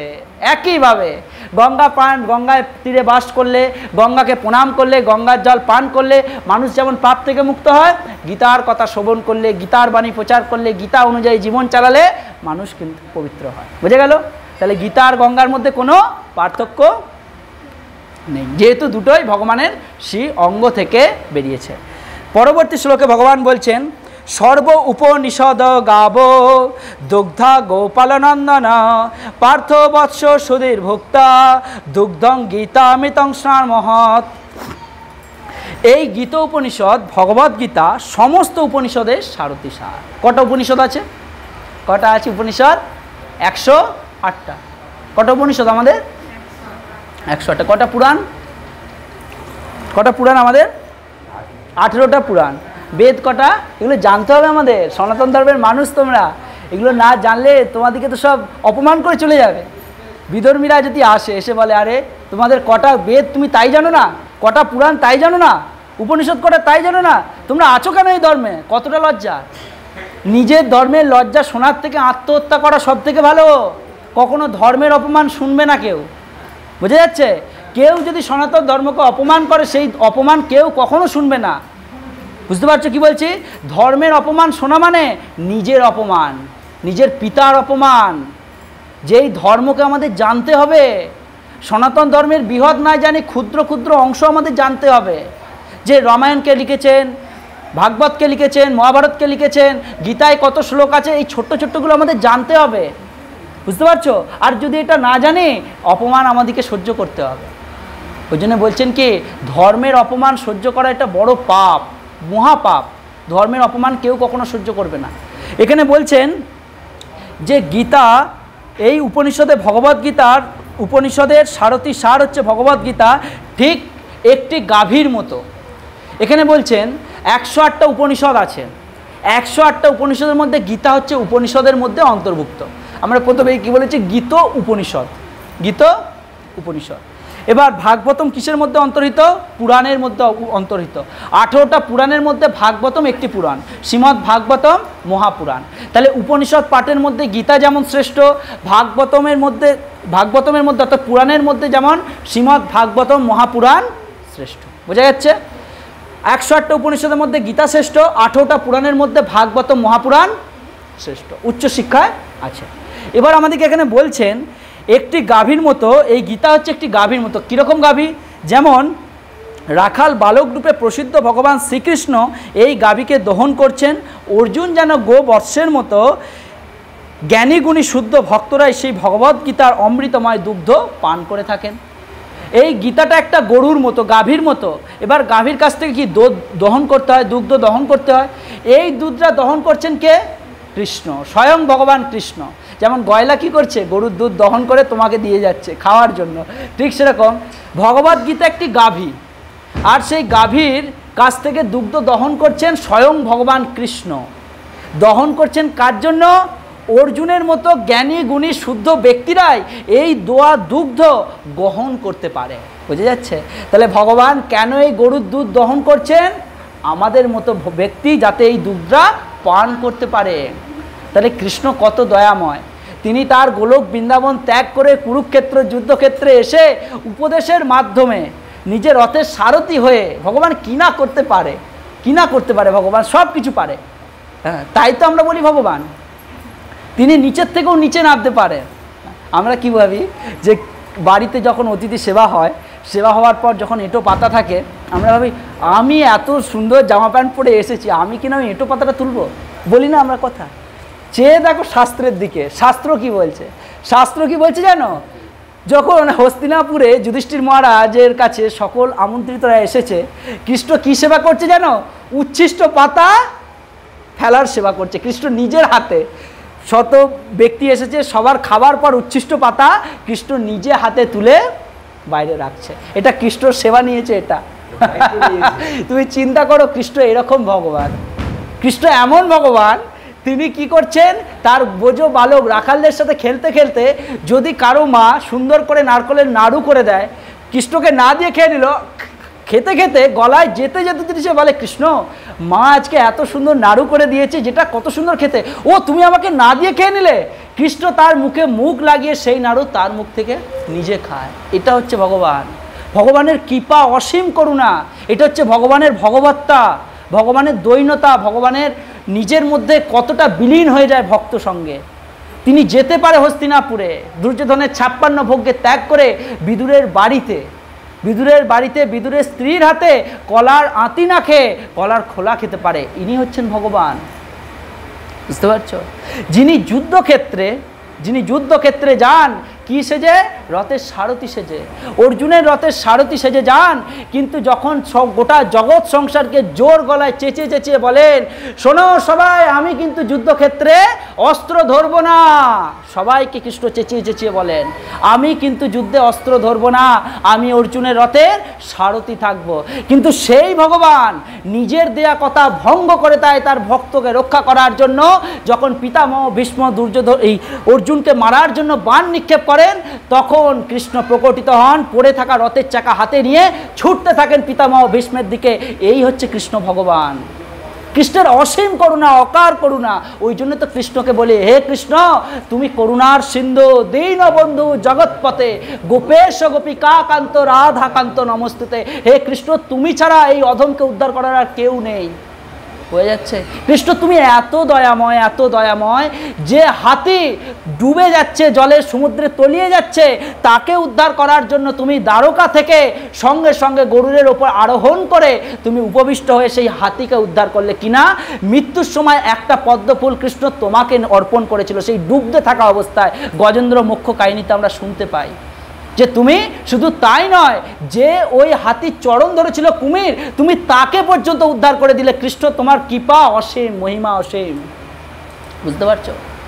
কৃষ্ণ শুধু তাই নয়, ভরা রাজসভায় যখন দ্রৌপদীর বস্ত্র হরণ হলো, সবাই চিন্তা করছে এটা কি হচ্ছে, কি হচ্ছে। পিতামহ ভীষ্ম যেখানে বিরাজিতমান, দীর্ঘ আয়ুষ্কাল নিয়ে যখন বিরাজিতমান, 450 বছর আয়ুষ্কাল নিয়ে বৃদ্ধ হয়ে সমস্ত শাস্ত্রে অস্ত্রবিদ্যায় পারদর্শী, জ্ঞানে পারদর্শী, বিদ্বত্তায় পারদর্শী, সে বসে বসে দেখছে। কি দেখছে? তার পুত্রবধূর বস্ত্রহরণ। কিচ্ছু বলছে না। পঞ্চপাণ্ডব তারা নিরুপায়, তারা পাশা খেলায় সব কিছু হারিয়ে খইয়ে বসে আছে। এত বড় বড় রথী মহারথী থাকা সত্ত্বেও স্বামীরা কিচ্ছু তাকে করতে পারছে না। চিন্তা করে দেখো সেই সময় কৃষ্ণ কি করছেন।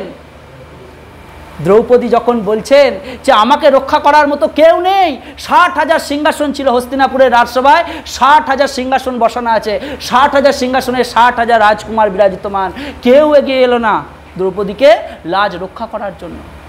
বুঝতে পারছো? দ্রৌপদী নিজের ক্ষমতার দ্বারা কত রক্ষা করতে পারে? 10,000 হাতির বল দুঃশাসনের গায়ে। তিনি শাড়ি যখন টানতে লাগলেন, দ্রৌপদী সেই শাড়িকে আঁকড়ে রাখার জন্য 2 হাত দিয়ে চেষ্টা করে পারলেন না, 1 হাতে পারলেন না। যখন কৃষ্ণকে ডাকলেন, হে কৃষ্ণ, লজ্জা যদি যায় তোমার যাবে, আমার তো যাবে না, আমি তোমার শরণাপন্ন হলাম। এই বলে হরে কৃষ্ণ কৃষ্ণ কৃষ্ণ হরে হরে, হরে রাম রাম রাম হরে হরে। 2 হাত তুলে যখন ভগবানকে ডাকলেন, হস্তিনাপুর থেকে ডাকা মাত্র দ্বারকা থেকে ভগবান প্রকটিত হলেন। গরুরের ওপর নয়, রথের ওপর নয়, সাক্ষাৎ বস্ত্র রূপে ভগবান প্রকটিত হলেন সেই দুর্যোধনের রাজসভায়, সেই হস্তিনাপুরের রাজসভায়। লাখ লাখ বস্ত্র, ভগবান বস্ত্র, নিজে বস্ত্র রূপে একটার পর একটা বস্ত্র দ্রৌপদীর সারা অঙ্গে জড়াচ্ছেন, আর দুঃশাসন টানতেই থাকছেন। টানতে টানতে ক্লান্ত হয়ে মূর্ছা পড়ে যাচ্ছে। এই হচ্ছে ভগবান। যেই ভগবানকে আমরা ভক্তি করি না, সেই ভগবান এত করুণার অবতার যে যার কাছে কিচ্ছু নেই। সুদামার কাছে কি ছিল? কিচ্ছু ছিল না। একদিন খেলে 5 দিন উপবাস। হ্যাঁ, তারপরেও যখন সেই দুর্বল শরীরে যখন কৃষ্ণের কাছে গিয়ে পৌঁছালেন, কৃষ্ণ তাকে দেখে এত কন্দন করলেন। কৃষ্ণ বললেন, সুদামা, তুমি আগে কেন আমার কাছে আসোনি? তুমি এত কষ্টে এত দুঃখে আছো, সেই কবে তোমার সাথে দেখা হয়েছে, তুমি কেন আগে আসোনি? কৃষ্ণকে এই কথা শুনে সুদামা বলছে, কৃষ্ণ, যদি আমি তোমার কাছে আসতাম, ধন ঐশ্বর্য চাইতাম, তুমি কি করতে? আমাকে সব কিছু দিতে, এর দ্বারা তো আমি তোমাকে ডাকতে পারতাম না। তাই কৃষ্ণ, আজ সেই অবস্থায় আমি এসেছি। কখন না, যখন এসেছি আমার আর শরীরে কোনো শক্তি নেই, বল নেই। শাস্ত্রে বলছে সুদামার শরীরের অবস্থা এমন হয়েছিল, একটু যদি জোরে হাওয়া দেয় সুদামা মাটিতে পড়ে যাবে, এমন দুর্বল শরীর। ধুতি ছেঁড়া, গায়ে কিচ্ছু নেই, একটা উত্তরীয় সেরেও ছেঁড়া, কিচ্ছু নেই তার কাছে। কিন্তু কৃষ্ণ কতটা কৃপাময়, সুদামাকে যোগ্য সম্মান দিয়ে, যেই কৃষ্ণ দ্বারকাতে কখনো পায়ে হেঁটে ঘোরেনি, স্বর্ণ রথে ঘুরেছেন, সুদামার কথা শুনে পৌরীদারের মুখে কৃষ্ণ রাজ সিংহাসন ত্যাগ করে, উত্তরীয় কোথায় হুঁশ নেই, মাথায় ময়ূর সুন্দর রাজ বকুট কোথায় তার হুঁশ নেই, নিজের চরণ পাদুকা কোথায় তার হুঁশ নেই, ছুটতে ছুটতে এসে সুদামাকে বক্ষে জড়িয়ে নিয়ে রাজ সিংহাসনে গিয়ে উপবিষ্ট করিয়েছেন। এটা হচ্ছে ভগবানের ভগবত্তা। আর শুধু তাই করেননি, তার চরণ ধুয়েছেন, চরণ ধোয়া জল কৃষ্ণ নিজে পান করেছেন। এটা কৃষ্ণের ভগবত্তা। তাই বলছে কি, এই কৃষ্ণকে বাদ দিয়ে আমরা কোথায় যাব? আর কোনো যাওয়ার জায়গা আছে? যেই কৃষ্ণ সব দিক থেকে মানুষকে সুবিধা দিতে পারে, সব দিক থেকে মানুষকে কাছে টেনে নিতে পারে। তাই তো বলছেন, কৃষ্ণ তোমার মতো করুণার সাগর আর কেউ নেই। আর সেই কৃষ্ণ নবদ্বীপ মাজারে গৌর হয়ে এলেন, এসে জগৎকে শিক্ষা দিলেন যে কৃষ্ণের সেবা, রাধারানীর সেবা, রাধা ভাবে ভাবিত হয়ে কৃষ্ণের সেবা কিভাবে করতে হয়, সব কিছু গৌরাঙ্গ এসে সেই শিক্ষা দিলেন। ওই জন্য এখানে বলছেন যে আমরা ভগবদ্গীতা ভগবান আমাদের জন্য করেছেন কীরকম, যেমন একটি গয়লা সে গাভীকে দগ্ধ করে সেই দুধ দিয়ে যায় বাড়ির লোককে গ্রহণ করার জন্য, ঠিক সেরকম ভগবদ্গীতারূপী গরুকে দিয়েছেন ভগবান শ্রীকৃষ্ণ। সেই দোয়া দুধটা আমাদের দিয়েছেন, আমরা সেই দুধ পান করে যেন আমরা জ্ঞানবান হই, ভগবানকে জানতে পারি। আমাদের জানার আর কিছু নেই। এই জগতে অনেক কিছু সবাই জেনেছ, তোমাদের বয়স অনেক হয়েছে, তার মধ্যে অনেক শিক্ষা তোমরা পেয়েছো, কিন্তু এমন শিক্ষা গ্রহণ করো যেই শিক্ষার দ্বারা কেউ তোমাকে ঠকাতে পারবে না। এমন একজন আছে যে কখনো তোমায় ঠকাবে না, তুমি যেমন তাকে ডাকবে সেইভাবেই তুমি তার ফল পাবে। পরবর্তী শ্লোকে বলছে, একং শাস্ত্রং দেবকী পুত্র গীতম, একং দেবকী পুত্র এব, এক মন্ত্রস্য নামানি জানি, কর্ম পক্কম তস্য দেবস্য সেবা। বর্তমান জগতের মানুষ আকুলভাবে আকাঙ্ক্ষা করছে একটি শাস্ত্রের, একক ভগবানের, একটি ধর্মের, একটি বৃত্তির। তাই একক শাস্ত্র দেবকীপুত্র গীতম, একক শাস্ত্র দেবকীপুত্র গীতম। এমন কোনো শাস্ত্র আছে যেটা দেবকীপুত্র গান করেছেন? দেবকীপুত্র কে? কৃষ্ণ। এমন কোনো শাস্ত্র আছে যেটা স্বয়ং কৃষ্ণ নিজে বলেছেন? সেটা একমাত্র গীতা। বুঝে যাচ্ছে? তাই বলছেন একটাই শাস্ত্র, সেটা কি শাস্ত্র? একম শাস্ত্রং দেবকী পুত্র গীতম, যেই শাস্ত্রটা সাক্ষাৎ দেবকীর পুত্র নিজে বলেছেন। একম শাস্ত্রং দেবকী পুত্র গীতম। তারপরে বলছেন সারা বিশ্বের মানুষের একক শাস্ত্র ভগবদ্গীতা, এক দেব দেবকী পুত্র এব, একটাই দেব, একটাই ভগবান হোক, এক দেব দেবকী পুত্র এব, দেবকীর পুত্র একমাত্র ভগবান। বুঝে যাচ্ছে? যেটা গীতায় কৃষ্ণ নিজে স্বীকার করছে, অহম সর্বস্ব প্রভব মত্ত সর্বং প্রবর্ততে, আমি সব কিছুর সৃষ্টি, আদি প্রলয় সব কিছু আমি, কেন আমা থেকে সব কিছু সৃষ্টি। ভগবদ্গীতায় কৃষ্ণ বলছেন অহম সর্বস্ব প্রভব মত্ত সর্বং প্রবর্ততে, আমি সব কিছু সৃষ্টি, সব আমা থেকে সৃষ্টি। বুঝা যাচ্ছে? তারপরে বলছেন সমগ্র বিশ্ব চরাচরের একক ভগবান হোক শ্রীকৃষ্ণ, এক মন্ত্রস্য নমানি জানি, একটাই মন্ত্র হোক, এক মন্ত্রস্য নমানি জানি, একক মন্ত্র প্রার্থনা হোক, একই স্তোত্র একই কীর্তনে। কি কীর্তনে? কি কীর্তনে? হরে কৃষ্ণ কৃষ্ণ কৃষ্ণ হরে হরে, হরে রাম রাম রাম হরে হরে, এবং কর্মপক্ষম তস্য দেবস্য সেবা, সমস্ত মানুষের একটি বৃত্তি হোক পরম পুরুষোত্তম ভগবান শ্রীকৃষ্ণচন্দ্রের সেবা করা। তাই সবাই শ্রীকৃষ্ণের সেবা নিষ্ঠার সাথে, ভক্তির সাথে, প্রেমের সাথে করবে, নিজে করবে, অপরকে করতে উৎসাহিত করবে। যখন ভগবান খুশি কখন হয়? যখন তুমি নিজে করছো এটা ভগবান দেখছে, তার থেকে বেশি খুশি হয় যখন তুমি অপরকে করতে এটা উৎসাহিত করবে। তাই সকলকে অসংখ্য ধন্যবাদ জানাই ভগবদ্গীতা মাহাত্ম্য শ্রবণ করার জন্য। সকলকে অসংখ্যভাবে ধন্যবাদ। হরে কৃষ্ণ।